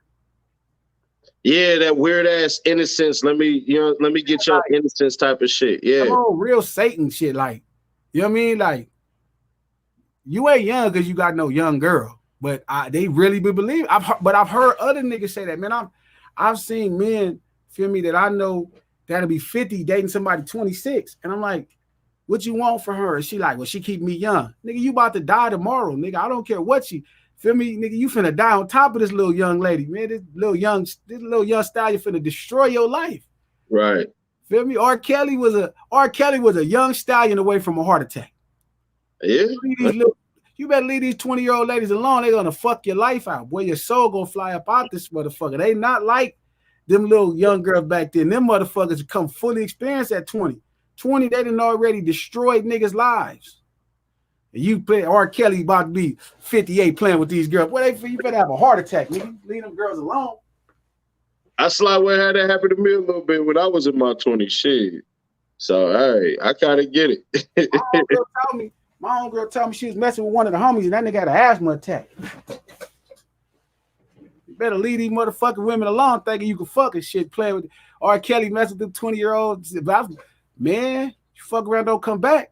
Fuck around, be at your funeral. He's a good man. All them songs. Cause that young youthful shit. But let me ask you this, cause you kind of brought it up a little bit. You was in the industry. Yeah. And I remember hearing J.O. Felony talk about like, man, it was some dark shit around that motherfucker. Like, it was certain times where a nigga had to back the fuck up and was like, nah, I ain't going this way. You ever experienced some shit like that? Man, I walk in with a light of Christ cut that's out of this world. When I walk in the room, niggas who be known drug addicts won't do drugs. Straight up. Like, that's probably the most arrogant thing I've said since I've been in this business. When I walk in the room, all these niggas you hearing is gay, they straighten up. I'm not lying. I'm not joking, dog. Every rumor you heard, niggas be saying that, nigga. When I walk in the room, nigga, if it was cocaine, niggas gonna hide it. Cause they like you can feel the spirit of God coming through a nigga, man. That light of Christ, man. That LOC shit, man. That low shit come right through on niggas, man. And it's different. I'm not lying, man. I used to hear stories of all kind of niggas. They told me this nigga gay. I walk in that room, that nigga got 2 bitches in there. He better be fucking both of them. You doing anything else, nigga, we finna have a problem. You fuck with my motherfucking childhood, nigga. You done showed me. If you sold me on you had bitches and you like niggas, I'm gonna beat your ass if you were here with a nigga. If I bought your fucking record, you was talking about fucking all these bitches, you were here fucking them, I'm gonna beat your ass, bitch, for lying to me for all these years and making me buy your records. Because you could have kept it a bean, my nigga. You could have. Elton John kept it real. Freddie Mercury kept it real. Feel me? What was the one you just said? The lead singer of Queen. Oh, Freddie Mercury. Yeah, like they kept it real. Feel me? Don't you play with my mother. I tell all of them, don't you play with my childhood, nigga. If you was talking about fucking bitches, you better, like that's how I feel about Short and them. You better not open the door for no bitch, nigga. Don't you? You better be talking crazy to them. You nigga, all these niggas have to live all them raps. Cause I just spent entirely too much money on this music for you niggas not to be living your raps. I need that in my life, nigga. If you let me see my life was a sham, nigga, we gonna have a problem.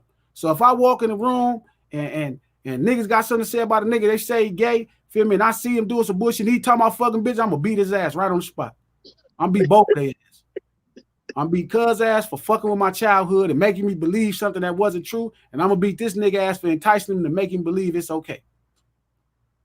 Some of these niggas gonna have to live their raps till I'm done, man. That's. Think about how much money we spend on these niggas' music, man. You on some bullshit. You finna fight all these niggas. If you been talking all this gangster shit and you come around me and you talking about what you was doing, you better fight every nigga here. I'm on that same tip, yeah. I'm on that same shit, yeah. Camping, nigga. When I met Snoop, he was cussing me, nigga. You better crip. Because if I found out you not cripping, nigga, I'm telling you, we finna have a problem. You can't spend $200, $300, $400 on CDs and t-shirts and shit, and you niggas is playing with me, man. I'm not fucking around. So Snoop never cussed you when y'all was gonna pack him out? Man, if Snoop never cussed me, cuz I'd have threw that nigga off a cliff. Fuck that. OG got to go, man. He didn't play with. That's the one thing I love about Snoop. Ice-T. Let me tell you something, cuz. Let me tell you something. Snoop and Ice-T. Right.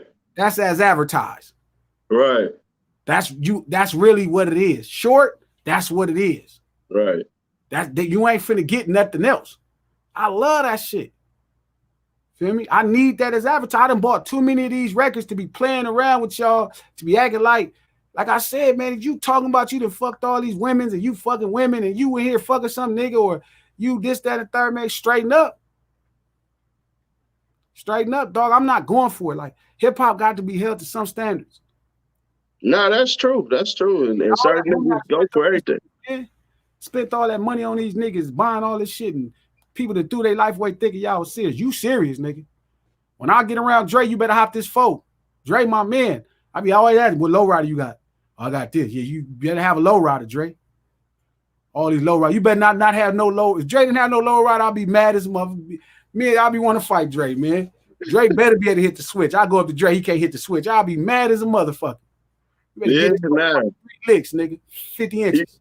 You wanna know what's funny is they was talking. I was like, kind of, read comments and talking back and forth and shit. And I told these cats, I was like, I want to fight Tyson. They was like, what if you get knocked out? I'm like, I hope I get knocked out. Never get knocked out. Yeah, I'm like, that's the equivalent. If you beat Tyson up, we jumping him right after you finish fucking him up. Tyson better knock all of us out. That's how I feel, nigga. You better. Where are you? Oh, fuck with somebody, you'll whoop Tyson. Boy, nigga better not whoop Tyson. Nigga, I whoop Tyson. Right now, I'm like this.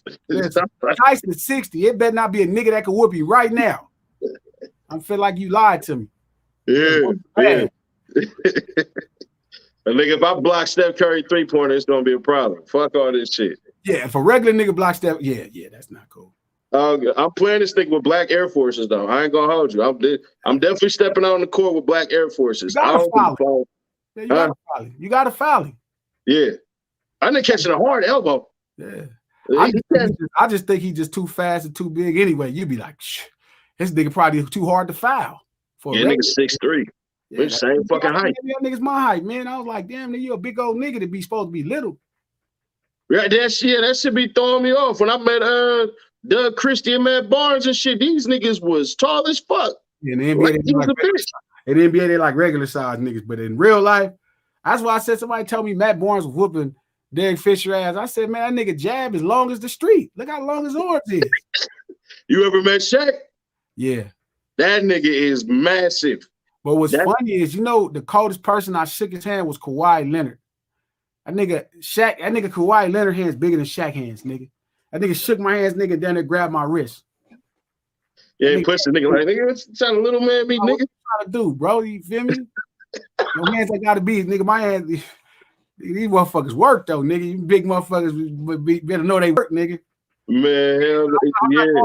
Every room I walked in, Sadie dog, I bring a different light. If niggas was doing drugs, they gonna put it out. It's just what it is, man. It ain't. At best, niggas gonna do some weed around me. They ain't finna do too much. Because if they too high in that room, I might beat them up. Nigga get in that motherfucker off some pills and be looking all stupid, I might just beat them up. Yeah, I'm more on this level now where I'll be walking somewhere and shit. I'm not used to it yet and everything. And motherfuckers be, hey, Nash is going. I'll be on toes like, what's happening?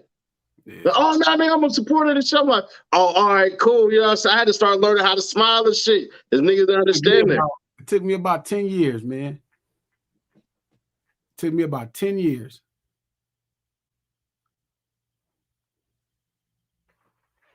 Ten whole motherfucking years to smile. That's all it took me. 10 years.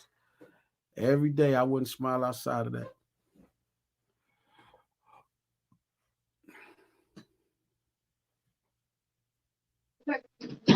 Sorry about that. Good. I'm in my people's house and shit. So all love. Because my mama, she stay in Atlanta and shit. So I took the cheap route. I'm like, fuck that. First class Puerto Rico out of Atlanta. Man, that shit only like $1,300. Fuck all that. Ain't nothing wrong with that. I'm cheap when I need to be. Man, that's called efficient. Yeah, immensely. I can't.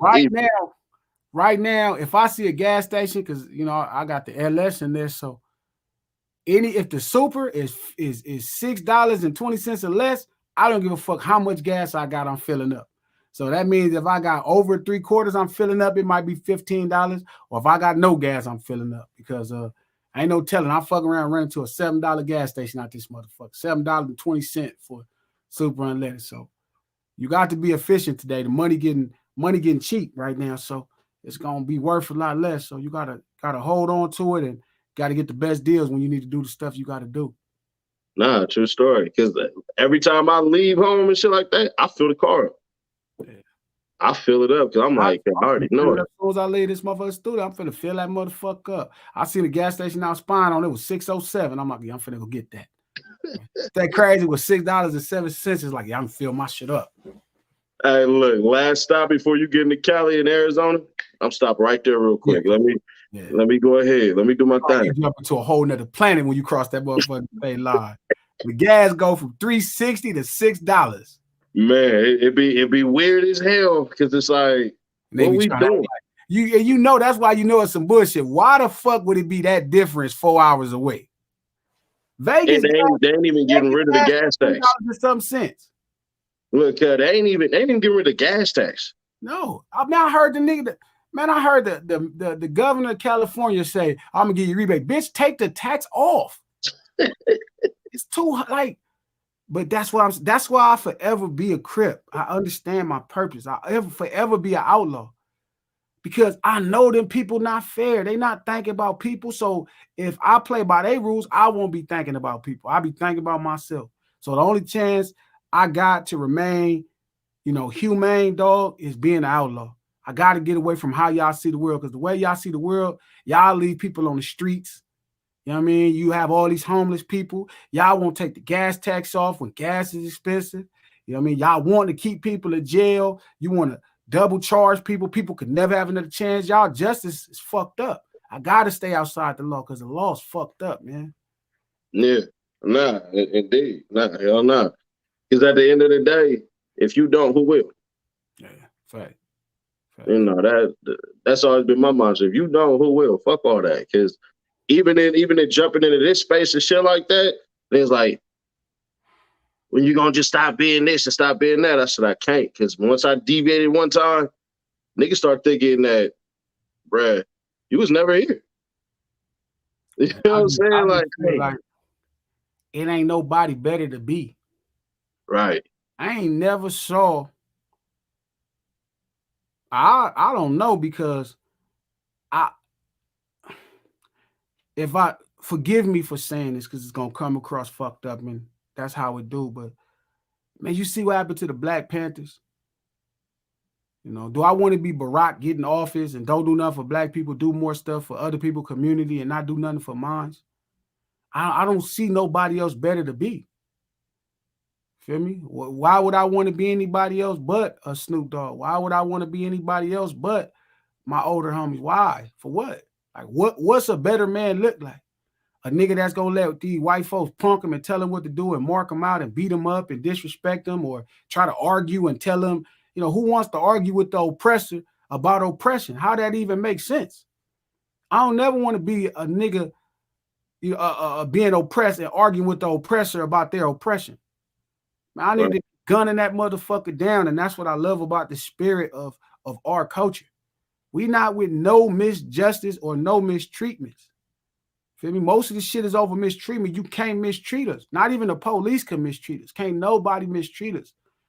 Feel me? And I appreciate that because that's really what being a man is about. It ain't about enduring mistreatment all the time. And every other man that I look at, like I say, you know, I just see flaws in their game. And I see flaws in our culture game too, but most of that is from drugs. Right. You know what I mean? Most of that shit is them niggas on drugs or some of that. Misinformation, you know what I'm saying? Yeah, and it's easy to be ignorant in our culture with all that poverty. So the educated version of exactly what, you know, where we come from is the best thing I could ever be. It's the only thing God wanted me to be. I feel it. I couldn't have wrote it better. I ain't gonna hold you. I couldn't have wrote it better. Period. So let me take it to this part, right? Yeah. When we start, and I got asked this, technically it was a question by T. Rogers. Yeah. What do you owe back to your community? Everything.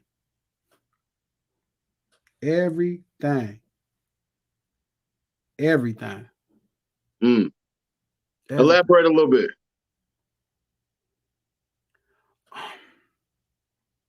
Like God gave me the ability to survive some shit, and he gave me enough intellect to be okay while dealing with it. So if I ain't trying to bring back opportunities to my homeboys, feel me, create something to where they ain't got to do something, or people that look like me from right around the corner, because my community is more than just the neighborhood. My community is my whole section. My community is the Mona Parks. My community is the PJ Watts, the Carver Parks, the Mona, everybody, the Largos, anybody that comes from our oppressed part of town. If I can't figure out how to create careers and opportunities for them to where they can make livable wages and provide houses for their people and their family, then what am I doing? Feel me? Other than that, I was gonna always be fine. That's how God had it designed. I'm good. You feel me? Like I'm gonna be straight. I ain't never wanted nothing but a low rider anyway. So in the house, like everything else, you feel me? I ain't cared about. I don't, you know, none of that other shit matter. No, that's dope. Yeah, and real quick too, shout out to Brady too. You know, out of Carver Park as well. That's my, you know who Brady is? Yeah, I know. Yeah. Yeah, that's my guy, man. Crazy is we grew up, like I pretty much got my reputation. We was beefing. So yeah, I feel like I owe them. You know what I mean? Like if you can give niggas bullets and fists and faces, for sure you could put careers out there. You know, we supposed to help each other. You know what I mean? And I'm intelligent enough to figure out how to help people. So my job is to put it together and make sure I do it. And that's what we owe our community. So which song do you think you created that you put your most expression into? Car Wash. Oh, yeah. I'm from the lands where a man's life is worthless. Every corner in my hood got a church or churches. 4 projects where little kids play shirtless and shoeless, and being toolers get your ass murked quick. Even merchants are strapped inside their businesses. School call parents every day about attendances. But mama stuck because her son ain't interested in paper unless that paper got a flick of Mr. Benjamin Franklin. Hankies hanging down from our britches. Homies live life to get money, cars, and bitches. Oh, can't forget, lace they rivals up with stitches. Appetite for destruction. Tastes so delicious. It's vicious. Back and forth we go, where a head up fade turn into a funeral that might take a month if the family can't afford it. So this the car wash. Roll through, come support it. Feel me? That's exactly how you start off and you turn into a car wash trying to bury you. That's like that song I put everything in. That one's one of them ones. So in this music industry, right? Yeah. I'm pretty sure you got people you lean on and everything like that. Who's been one of the most influential as far as helping grow you as an artist? Ice-T. If it's another artist, Scarface, I'll send him ideas and he'll push my thoughts and put visual. Ice-T, Corrupt. Um, Artist wise, you know who's been really integral to me? Ty Dolla Sign, super like important. Joe Mm, Mo at a time was crazy. Um, but Ty Dolla Sign and Joe Moses was really important. But you know who will blow people away that really to me that helped me see a lot that just fucks me up. I lost my whole train of thought. Damn. Um those are the names for the most part though. Those are the names right there. Like I learned a lot from them. and what make you want to still spit to this day? Like, I mean, in all honesty, there's a couple of routes you could take. Obviously, director. You done been around a lot of people who done popped off, so I can imagine you can understand what artist has the it factor and everything like that. But what make you specifically say I'ma still keep my foot in the door? I just got something to say still. You know what I mean? And I still can fit it in a rap. I think it's borrowed time because eventually I'm almost not being able to fit this shit in a rap no more. Mm, Tupac Must Die was one of the hardest things to fit into a rap. That's why it's mm. so fucking long, you know. Um, Somebody else I didn't give no credit to from an artist perspective, G Perico. That's my guy, man. Yeah. I'm like he's super important because maybe it's not the artistic merit, but he kind of helped me understand today's motto. And I ain't really never told nobody that, but he really, stomped down, keep my, he know what type of, gang I come from. He know what type of community. So he like, yeah, you know how to do it because this what y'all do. And he's super important in what I'm doing now. You know what I mean? Just the things he say. So, but back to the point is I still got something to say. You know what I'm saying? Like,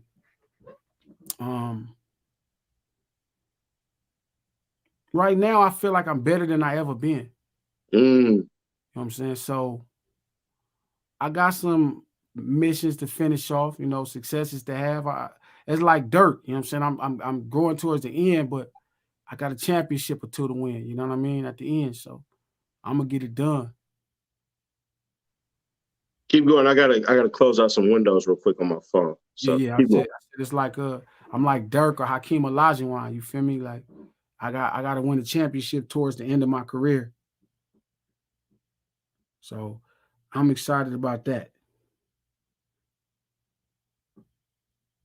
That's the main part.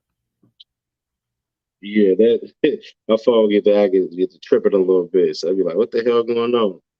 So you keep on bringing up Dirk Nowitzki, man. What's going on? What we doing? Nothing. I'm just saying the players who was able to win championships at the end of their career when they went through everything. Dirk came in the league and I think 98, you know what I'm saying? And he didn't get that chip to 2011. Dream came into the league the same year as Michael Jordan, you know what I'm saying? But he didn't get that chip to like 90, 94. Right. You know what I mean? Late. So um super important. You know what I'm saying? Super important to get that chip to finish the job. So is there's some rappers today, and we could just say anywhere, any section, anything like that, that then force themselves into your playlist? The LA Giants, somebody I'm working with. They forced themselves into my playlist.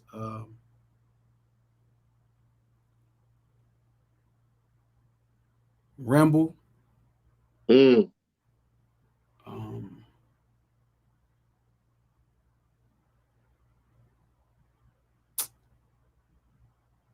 really ain't been playing a lot of. Since '99, it's a little white kid. It's fucking hilarious, but he dope. Since '99, Vince Staples. A lot more Vince Staples now than ever before. I see kind of making his resurgence. He's special. He's such a special talent. Vince Staples is there. It's a few more, but I can't think of them. Tum Tum from Dallas. Sometime I don't know who that is. Yeah, it's a super underground young Dallas legend. Got a song called "Oh Dallas Ass Nigga." That shit hard as a motherfucker. But I just be listening. I be just looking for good shit. I mean, whatever's good, whatever really is a record. You know what I'm saying? So that's how I run into them type of guys. On that beat on Kanye should never wife that bitch, right? Mm-hmm. It was like it kind of hit me like that quick Battle Cat Dre shit, but it was like modernized and everything like that. Was that on purpose or was like what was that? So that's EP, right? So Irvin Pope. EP played on a ton of Kanye West shit, all the early 4 or 5 albums. Super dope piano player. Just unbelievable. And he could produce. He from Watts too. And he was a little older than me, so we talked about doing a project for a while. He sent me the idea, and I started coming up with the rap for sure. Like I was like, okay, I got it. It was hopping. Then we put it together, and once we got all the verses, I was listening to it. And what I like to do is I like to figure out which record. When did this record come out before sonically? In the past. Okay. Like what it feel like what's going on. And one of the earliest records I remember comparing it to, and it helped me understand what I needed to do was High C and DJ Quick Let Me Know. You know what I mean? So if you listen to it, you can hear the influence of that song. And by the time I was finishing, I Wanna Rock With You became the final template of how I saw it. You know what I'm saying? So mixing it to like me adding certain things like the talk boxes and then layering the bass with the talk box and then using the talk box and the hook. That's all Quincy Jones. That's all Michael Jackson, Quincy Jones, I Wanna Rock With You. So when you hear it, that's all of the things that's in that song. It's not melody, it's just structure and placement. Yeah, because when it played, I'm like, hold on, what Glasses gonna speak? Like, I was kind of like, what the fuck? Yeah. But then, you popped out like, oh, all right, cool. And then it was like, because you got that voice, man. Like, you definitely need to get your voice acting on. I don't know if anybody told you this, but you definitely got to get your voice acting on. You and Trey the Truth. Who else? I think Plies got it too a little bit. Like, y'all got to put your voices on some of these. You know what I'm saying? You know who my favorite voice in hip hop is right now? Trey D. That's interesting. I don't know why. Trey D. That's interesting. The nigga got the coldest voice in life.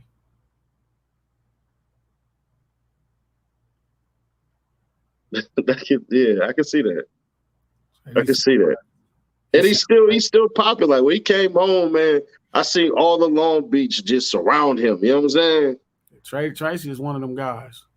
But definitely. Trey, like, I'll go back and listen to the East Siders and shit and just be like, yeah, this how rappers supposed to sound. So that's dope. You remember when what's that shit called? I'm talking real shit to you, baby. Yeah, that real crib shit. Yeah, for sure. Oh man, I remember that shit dropping, and that shit made all these niggas come back to crippin' and shit before the Red Rag niggas took over and shit. That shit, man, I just remember when niggas. G-Up drop, I love it. Like, yeah, I mean, man, music is especially hip hop. Man, hip hop can be so, amazing when it wants to be in those moments. And that's all. Like, I saw me, and I'm trying to get the LA Giants to understand, and anybody else around me, is let's just create those moments again. Let's create those moments. So when you hear Kanye should have never married that bitch, that's one of those moments that's that death row moment. You feel me? Maybe the first time you heard Dre Day, or you heard, murder was the case, where you like, what is this? You know what I mean? And that's important. That's where I'm at with it. So then, do you got any dates? Not really, man. I'm just dropping it how I see fit. You know what I'm saying? I'm gonna drop the project, shoot more videos. My goal is 10 more videos for the year's up. More videos this year than I ever put out in my whole career at one time. I'm damn on that same shit. Like, I'm gonna give this rap shit just the hardest 2 years. My next, you know what I'm saying? My next go around and everything like that. That's man, it's just the cameraman, man. That's been my fucking problem, is just the cameraman. You having a hard time finding the cameraman in Atlanta? No. I mean, in Cali in general, I be shooting videos of SAC in LA, but it's like Hollywood. You struggling to find a cameraman? Street shit. You know what I'm saying? I'll be trying to get niggas opportunities though too, because you know what I'm saying. That makes sense. All right, for sure. That be my problem. Like, I'll be trying to really help motherfuckers out. Like, oh, all right, this nigga say he on this, say he on that. Like, little buddy, I just let shoot the shit, bro. It's been 2 weeks, nigga. All we did was kick it on Crenshaw and Slauson and go to No Jumper, bro. It really ain't that much shit, bro. Like, you know what I'm saying? We ain't really do too much. Everybody don't want it. Yeah. And the worst part is I write scripts. I know how to direct. I know all camera angles, all of this shit. Like, I literally have a whole entire season of some shit.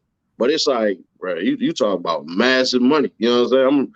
I'm Joe Schmo regular right now. You know what I'm saying? Man, you just got to get more creative with it. You'll figure it out. It ain't nothing. Oh yeah, nah. What it is I took some advice that I had actually gave myself when motherfucker was like, yo, Nash, you can go back and redo it. What would you do? I said, cause I would have just bought a studio and did the shit myself. Yeah, that's why I'm sitting in this motherfucker now.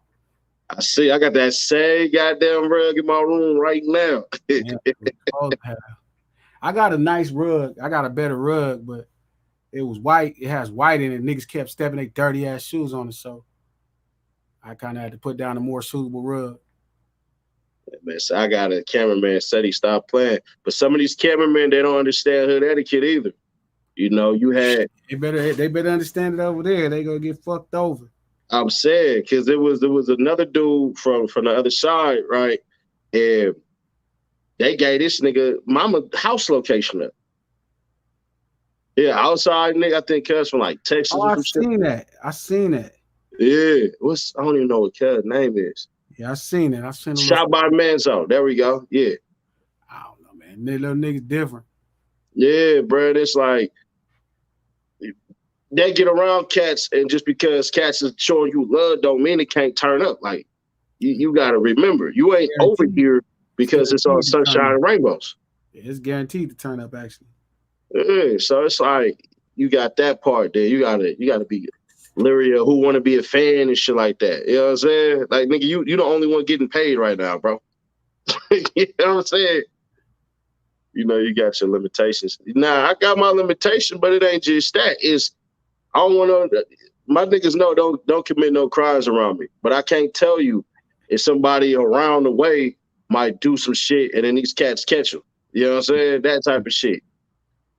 That's what killed me about the wax shit. Like, they was, it's niggas on there talking, oh, nothing happened. I said, let me break something down to you real quick, little buddy. Nobody, and I'm not calling cuz the police. I said, but all y'all keep calling whack the police, but don't nobody want to find out. You know what I'm saying? We don't film ourselves doing crimes. When C-Mac got his DP, niggas wasn't filming that. Like, nigga, that's a whole ass crime. Like, y'all niggas is tripping. And these was some older niggas.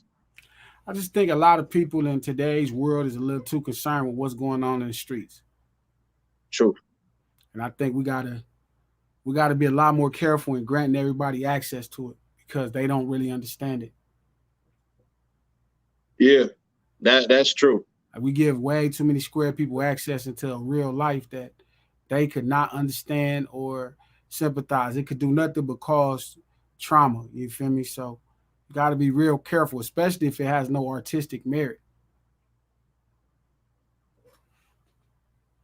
I definitely can agree to that because It's other cats who do this shit too, and that be some of that shit too. Like, man, all these cats over here infatuated with this bullshit and everything like that. We ain't even supposed to really be kicking it like that. True. You see what I'm saying? Yeah. Most of these motherfuckers, when they get around us and everything like that, and I'm fairly certain you the kind of too. Niggas, cuz. How'd you grow up? Don't say that. Like, they don't say that. You know what I'm saying?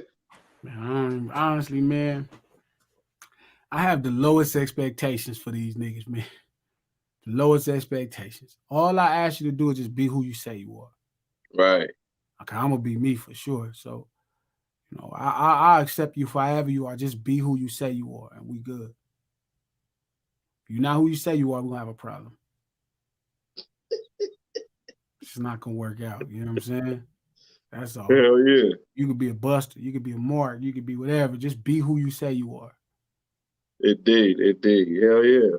So what's the next single that's coming from you? What should we expect? I got 2 songs. I got a song called 21 Stemmy Flow, and I got another song called video called Some for Bitches. Now let me ask you this, since I'm kind of picking up how you do it. You said 21 Stemmy Flow. Is this gonna kind of jump into how these niggas blew their motherfucking money? Nah, it ain't none of that. I'm proud of them niggas, man. You know what I mean? You gotta get it how you live once or twice. You know what I mean? So I'm one of the few D-boys that was happy. You know what I mean? I feel like all of us need to experience prosperity once or twice so we believe it's possible. That'll reshape your life. The experience of prosperity will change your life. Even if you don't have it later, you know what I mean? To experience it before, it gives you a different resilience to know what's out there. So I was happy that some people came up that way. But it was just a flow I wrote when everybody was coming up. You know what I'm saying? When everybody was up and I was going somewhere and I would see niggas and I would just be disappointed in niggas who got some money and now they want to act tough. Feel me? So it was the flow that I wrote at that time. So I just called it that.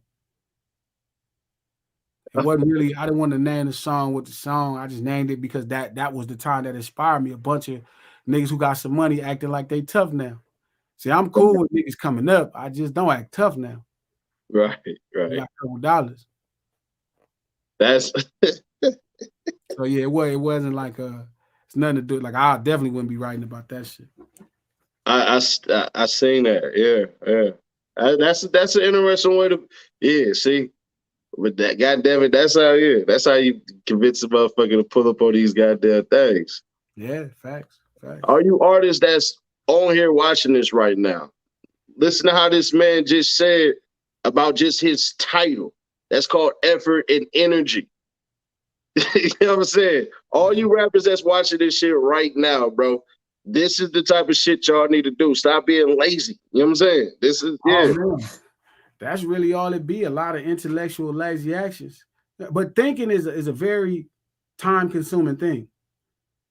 I mean, the people got kids and jobs and families and problems and trauma and drugs and everything else, so they don't make time to think.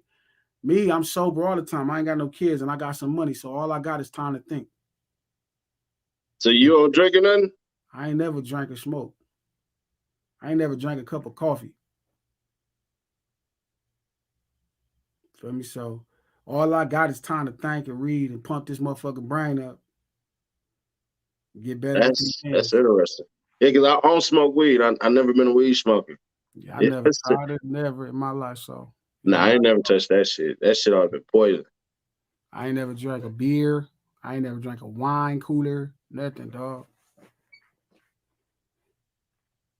What put you into that mindset? I ain't never seen a nigga look cool, drunk or high. Never look cool to me. You see a motherfucker drunk, I don't know how a motherfucker want to drink after they watch somebody drunk. They become the most dependable. They need to depend on everybody when they drunk. And I don't like that feeling. And then when niggas high, feel me, their eyes be all little like they can't see something. They have these little goofy expressions on their face. Or they eat food and it's the greatest food. And they eat it like it is the greatest meal they've ever tasted. Nothing about it ever looked like you know, like promising. It never looked like something I would want to do. Like how you see a drunk person and drink. I don't know how niggas see a drunk person and want to drink alcohol. If you see a drunk person, you should never want to drink alcohol. Feel me? How? Them niggas be looking crazy. They be like babies. You have to carry them, and they be saying all kind of silly shit and loud and shit. I'm cool. I'm like that already. So earlier, right, there was this video drop of a person getting a character kind of tested, and they didn't put it on their hood. What does it mean to put it on your hood for those who don't understand? If you tap me on the shoulder like, Nash, you know, I fuck with that shit over there. I'm like, nigga, put it on your hood. What is that supposed to mean? I ain't heard nobody say put it on your hood since we was like 17 or something, 15 or something. But if you was notoriously putting everything on your hood, though. Yeah, but that just be expressions anyway. Like, you know, when I said I want you to know I'm not playing. See? It depends on what I put it on. It go further and further. Feel me? So, but it's just an expression to say that you just not bullshitting. Most time niggas be bullshitting. So if a nigga don't put it on his hood, could that be interpreted? I'm not saying you said it, but could that be interpreted that a motherfucker might not have been telling the truth? For sure, I would think so. If a nigga for sure don't even want to blow up his hood to lie. Right.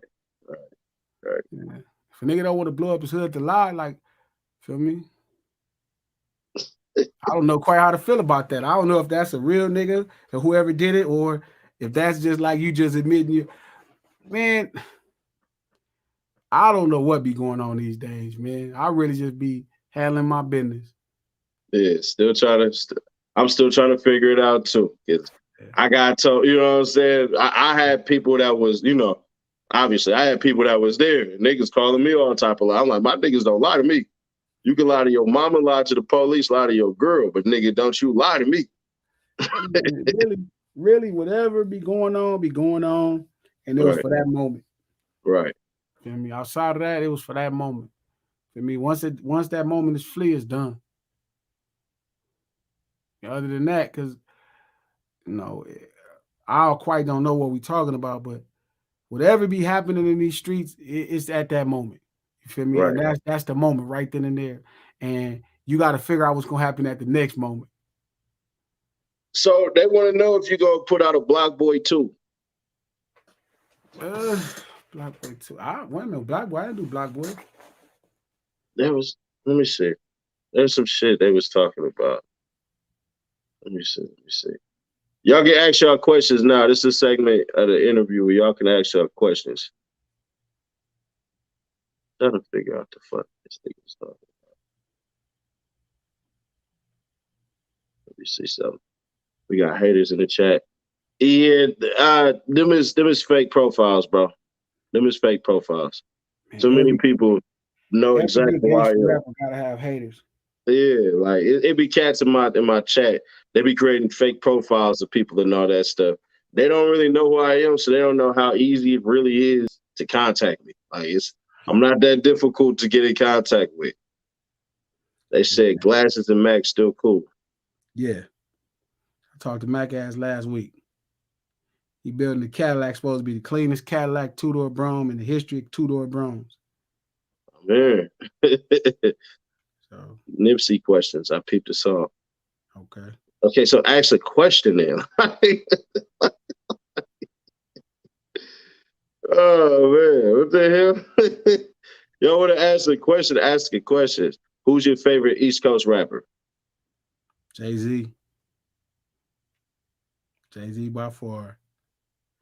I'm kind of bent on that one. I really think, I don't know. Remix Thuggin' with Kendrick and Killer Mike. So that's already remixed, but that song was originally meant for Scarface to be on. Kendrick heard it and just wanted to do it. Ain't that crazy? Like I remember he was like, "Yeah, I'm just knock this one." I was like, oh. That song was supposed to be Scarface. That was supposed to be my moment. I still ain't got no Scarface feature. But it sounds like you're gonna get one. You know what? I don't think it's as important no more. I think I got something better with him. You know what I mean? I got something better with him. See, one of my goals was get a battle cat beat and a cocaine hook, and I can ride into the sunset. You know what's funny? I don't think I felt like that coming into the game about none of that shit. But now that I'm in it, right, it's some people I would, that to me that I like a lot, that I feel like produce. I would love to share studio space with I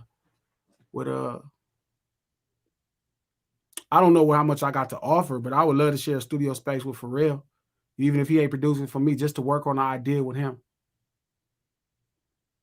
I would love to share studio space with Quick, but he would just have to tell me the process that he's doing, and I think he would.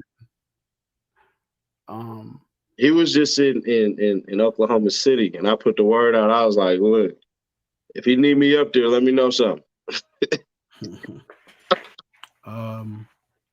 Yeah, those guys really, as creators, I think are special.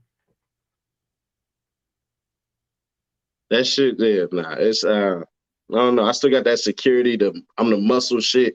I always been the muscle, so it's kind of like that shit hard to like turn down. You know what I'm saying? Yeah, gotta find somewhere to turn it down. I do for the most part, but this shit, like you just said the haters and shit, right? Like I was in Memphis like a month ago, and the motherfucker was like, "Yeah, I'll be trolling you in your chat." I'm like, nigga, what's up? Basically, you know what I'm saying? I'm on his toes, like, oh, you do what you be saying, nigga? You want to do me something, nigga? What's going on? And he like, them niggas just different, man. Them people, that's their thing, man. It's a dude that come around and troll me every 90 days about Tupac must die. That's his joy. Feel me? So, fuck it. Got to give him somebody to hate on. Right. We doing our part. So who is the rapper right now that's under, I don't want to say really under your tutelage, but like kind of that you helping mentor into this game that people need to look out for? The LA Giants. They pretty much develop as MCs, but just all the other parts of records, like they good at making records, but like a final part of it and just knowing how to run their own business, their own record label. And then there's a group called Fosun, a girl group that I'm super excited about. How do you spell that? 4SM. Yeah, we ain't dropped. You say Folsom, I'm like, you talking about a penitentiary nigga? What the Nah, like 4 girls at the same time, which would be a Fosun, but a Fosun. I had one of those before. Wasn't bad. It's tough. Let's see. Nah, we ain't doing all that. So real quick, in this space of Ricos and shit like this, as far as rap lyrics go, are you more careful now than you ever been with what you say? No, I'm way more loose than whatever I say. I'm really gonna say what I want to say now.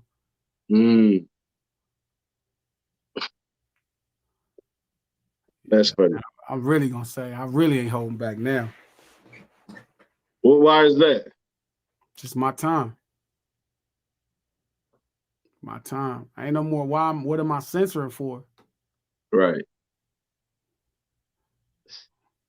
What am I holding back for? You know what I mean? What relationships am I trying to protect? Are they asking the young niggas, the Blue Bucks Clan? You fucking with them? Yeah, they dope. Yeah, them niggas is crafty as shit with the wordplay. Yeah, them niggas. I like that all of these young niggas are like rapping bars. Niggas be all getting off little punchlines. I think that's the shit. Them niggas rap, what the niggas say they rapping quotables? It's like, yeah, I read the comments, niggas like, I'm just here to get some shit to write on Twitter. Niggas really rap like that. But I appreciate the bars. I like how all them young niggas really rapping in bars and having punchlines. I find it funny. Them niggas comical. Them niggas got all the best sports takes. Yeah, the nigga did some shit. I think he was like on some some baseball shit. What nigga said a baseball line? I was like, I had to rewind. I was like, wait, what, nigga? All these little young niggas out in LA right now, they got this little thing going on where they dropping bars and shit, and them niggas be punchline and shit. So I appreciate that. That shit is funny to me. I enjoy it. Yeah, Blue Bucks, one word, Clan, second word. Huh? No, they was asking like he's spelling it the wrong way. It's Blue Bucks, one word, and Clan is the second word. Yeah. He said, "How do you feel about bringing hood wars to the music industry?" Who? Yeah, they said, "How do you feel about bringing hood wars to the music industry?" I don't do it. I mean, most niggas ain't bringing hood wars to the music industry. Yeah, nah. So I don't even do it on this YouTube shit. Like, I see the nigga from the other side that ride with the blue team get on my shit, and he was showing love. And it took me like 6 days to just kind of be like, once you log online, man, it just become the only time niggas could bang is on Instagram. Now, Instagram, you still could be gang banging. Instagram niggas gonna have all kind of shit in the bio, they gonna be on, but every other platform is pretty much over. Niggas not even banging on YouTube no more. Niggas used to bang on YouTube early, but now that's just purely Instagram. Yeah, shit. That's what's used heavy in the Young Thug shit. Hella Instagram posts. His problem is they got rats in his case. Yeah. That's his problem. All that lyric shit don't matter. That's just shit to get us interested and have a big press shit. But they got real rats in his case. He gonna have to take a deal. Yeah, some of them niggas got mad at me for some shit, but it's like, bruh, nah, if you get locked up, they gonna read your paperwork. You come home too soon, niggas gonna see your paperwork. He got real rats in his case. They been telling a lot. You know what I'm saying? So, I think really the conversation of Young Thug case shouldn't be a lot of shit outside of the fact of how does drug use matter in his situation. You know what I mean? Like them dudes is on really a lot of drugs, a lot of opioids, a lot. I mean, they said they came in his house and there was 30, 40 bottles of lean in the refrigerator, you know what I'm saying? And they got pills. And I mean, then I just seen a case where they said they were trying to sneak pills in, and I know they ain't hustling because they got some money. So, right. I mean, them niggas probably itching and fucked up. You know what I'm saying? So I think, if nothing else, the judge should, have some mercy based off them niggas really is on a lot of, medication, a lot of drugs. So it allows you to make really horrible decisions. They said, what convinced you to drop 2 albums in 1 year? And was it difficult? No, it's not difficult. I finna drop 2 albums this year. Only 2? I think I was, yeah. I'm gonna drop 2 this year. I don't know, man. We could do whatever we want to do. What's funny is it's probably gonna be 3 albums this year, but we could do whatever we want to do. Like we could do anything. What was your last conversation with Wayne like? With who? With Lil Wayne. It's been a minute. I ain't talked to Wayne in about 4 years. Something about sports. I think we was talking Laker talk. He was a diehard Kobe, and I think we talked right when LeBron came. That's all I remember. I just don't remember nothing else. How'd you how'd you feel about that? Yeah, I didn't like it. Yeah, I ain't like it. I think you can't give somebody that I mean, they ended up getting a championship out of it, so they obviously knew better than I knew, but I'm looking right now for sure. You know what I'm saying? I just think it's time passed. You can't pay people that kind of money. But again, it's a business, so he still sells seats. Right. It don't matter. But all of that, him being on the ball, that's gonna keep us out the playoffs. It don't matter what you put around him. You need to put a nigga better. Like you need to put Steph Curry around him, or you have to put somebody really unbelievable around him. Yeah, because when he leaves the Lakers, it's gonna destroy the Lakers. Yeah, because we don't got picks to 2029. Feel me? Ain't got no bread. That's why we need to keep Russ. You know what I'm saying? We need to keep Bron. We need to thug out this year to get Bron off the ball, put Russ on the ball so he can do his thing and be the best version of himself. Make Bron play off the ball, keep Bron and AD on the bench for about 28 minutes. You know, let Russ do his thing. Let's ride. Russ is a workhorse. You know what I'm saying? Russ playing 70, 80 games and shit. He the only nigga on the roster that can play 70, 80 games. So, and he just happened to be a Hall of Famer first ballot, and we got him at 32, 33 years old. So, you know, we need to make sure we get every bit of, you know, inside of that. And when, you know, when the season over, win, lose, or draw, we got 50 million back. And then Bron contract up. That's 47 million. Then, you know, we let, you know, Kendrick Nunn contract up. That's $100 million. You know what I mean? Now we could actually work and figure out if Bron want to come back. Yeah, we can't give you 40 million. Feel me? We need to go get some shit. He going back to Cleveland. He going back. I think so too. But I think at the end of the day, you know, we talking about we need that 100 million. We need to bring somebody here. We ain't got You don't want Kyrie in the Lakers uniform? Nah, that's over. Kyrie played less games than AD in the last 3 seasons. Kyrie played like 100 games, like 99 or 102 games or something. AD played 133 and Bron played 166. So they asking, are you signing anybody? No. And they said, would you sign Snoop and Death Row? Maybe. Yeah, because it's that brand. It's not that. It's just, yeah, you got to consider it. I mean, it's Death Row, though. I'd sign a Mustard. I'd sign a 10 Summers. I'd sign a Death Row possibly. If I was going to do a deal, I'd sign a 10 Summers because Mustard produces. I'd sign a Death Row because I can actually figure out the rest of the production. And I'd probably do a deal with TDE at this point if I ever talk to Top and we figure something out. What about QC and them? No, I wouldn't sign to nobody else except West Coast labels. Not nothing wrong with them. They all great, but I'm not from Atlanta. And that matters. Right. That matters. It's different when you hometown cooking. It's hard. It's hard to be right to an artist that's, you know, 20-some-hundred miles away.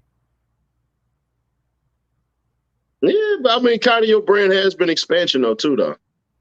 Yeah, but I've expanded enough. Now it's time to bring it home. Bring it back home. Concentrate. You feel me? Like a concentrate. It's not really Death Row, but it's cool. It's still Death Row, bro. What are y'all talking about? I understand what they said. Without Dre, without Suge, you know what I'm saying? It's tough.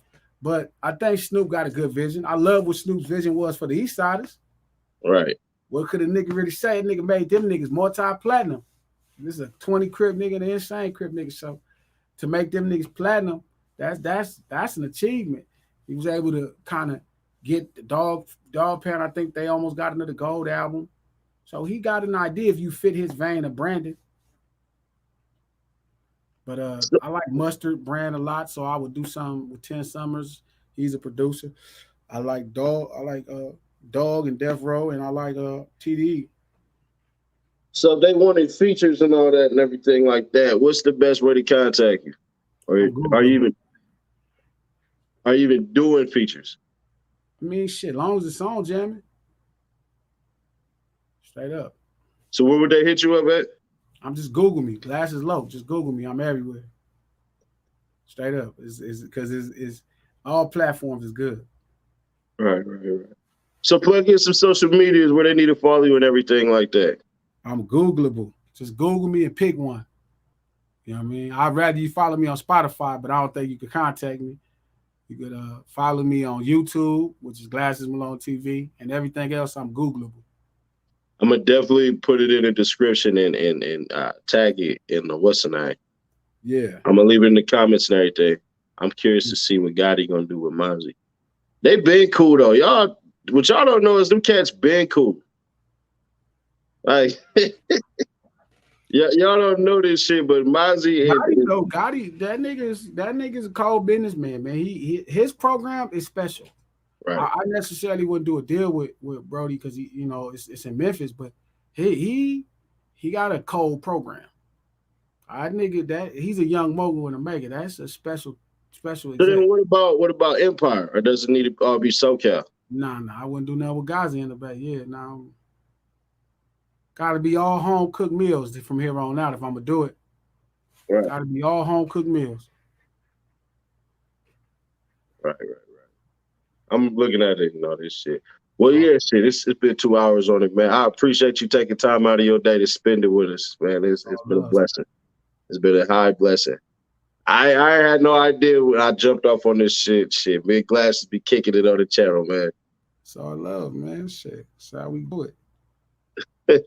Y'all make sure y'all subscribe and everything like that. You want to give us the final words? Nah, it's all love, man. Keep on grinding. All right. Well, y'all make sure y'all got on that notification bell, join that 10% gang and everything like that. Make sure y'all go subscribe over there to the Glasses Malone channel. We're going to make sure we put it in the description and also make sure we pin it in the comments. Make sure you rock with it. Make sure, hey, y'all can even hit up on his videos. Like, you know, keep it on it. We want more videos. We want more music. What y'all don't know is sometimes y'all be motivation. Yeah, man. Make sure you share the video on the YouTube, man. Tell everybody to come check out that new video for Kanye Should Have Never Married That Bitch, man. That motherfucker is nice. It's still killing me about the damn Panic at the Disco. That's crazy as shit. That's just mind blowing. That I know who the niggas is. Like, I fuck with their music. Yeah, them niggas titles, you feel me? And it's funny, I was looking at this Extentacion, the title we had, and that's kind of one of the inspirations for the same song. Like, you just gotta fuck with it, man. If you fuck with it, man, you'll be pulling from some crazy places. You just gotta fuck with it. Gotta fuck with this hip hop shit for real. You gotta really study it. You gotta really love it. You gotta really be mindful of everything going on in it. Kanye West shouldn't have wiped that bitch. Go check it out as soon as y'all leave here. Go check it out, share it, comment, let them know your thoughts and everything like that. Hit that thumbs up on there. Subscribe to the channel, turn on that notification bell. We gonna be gone. My man.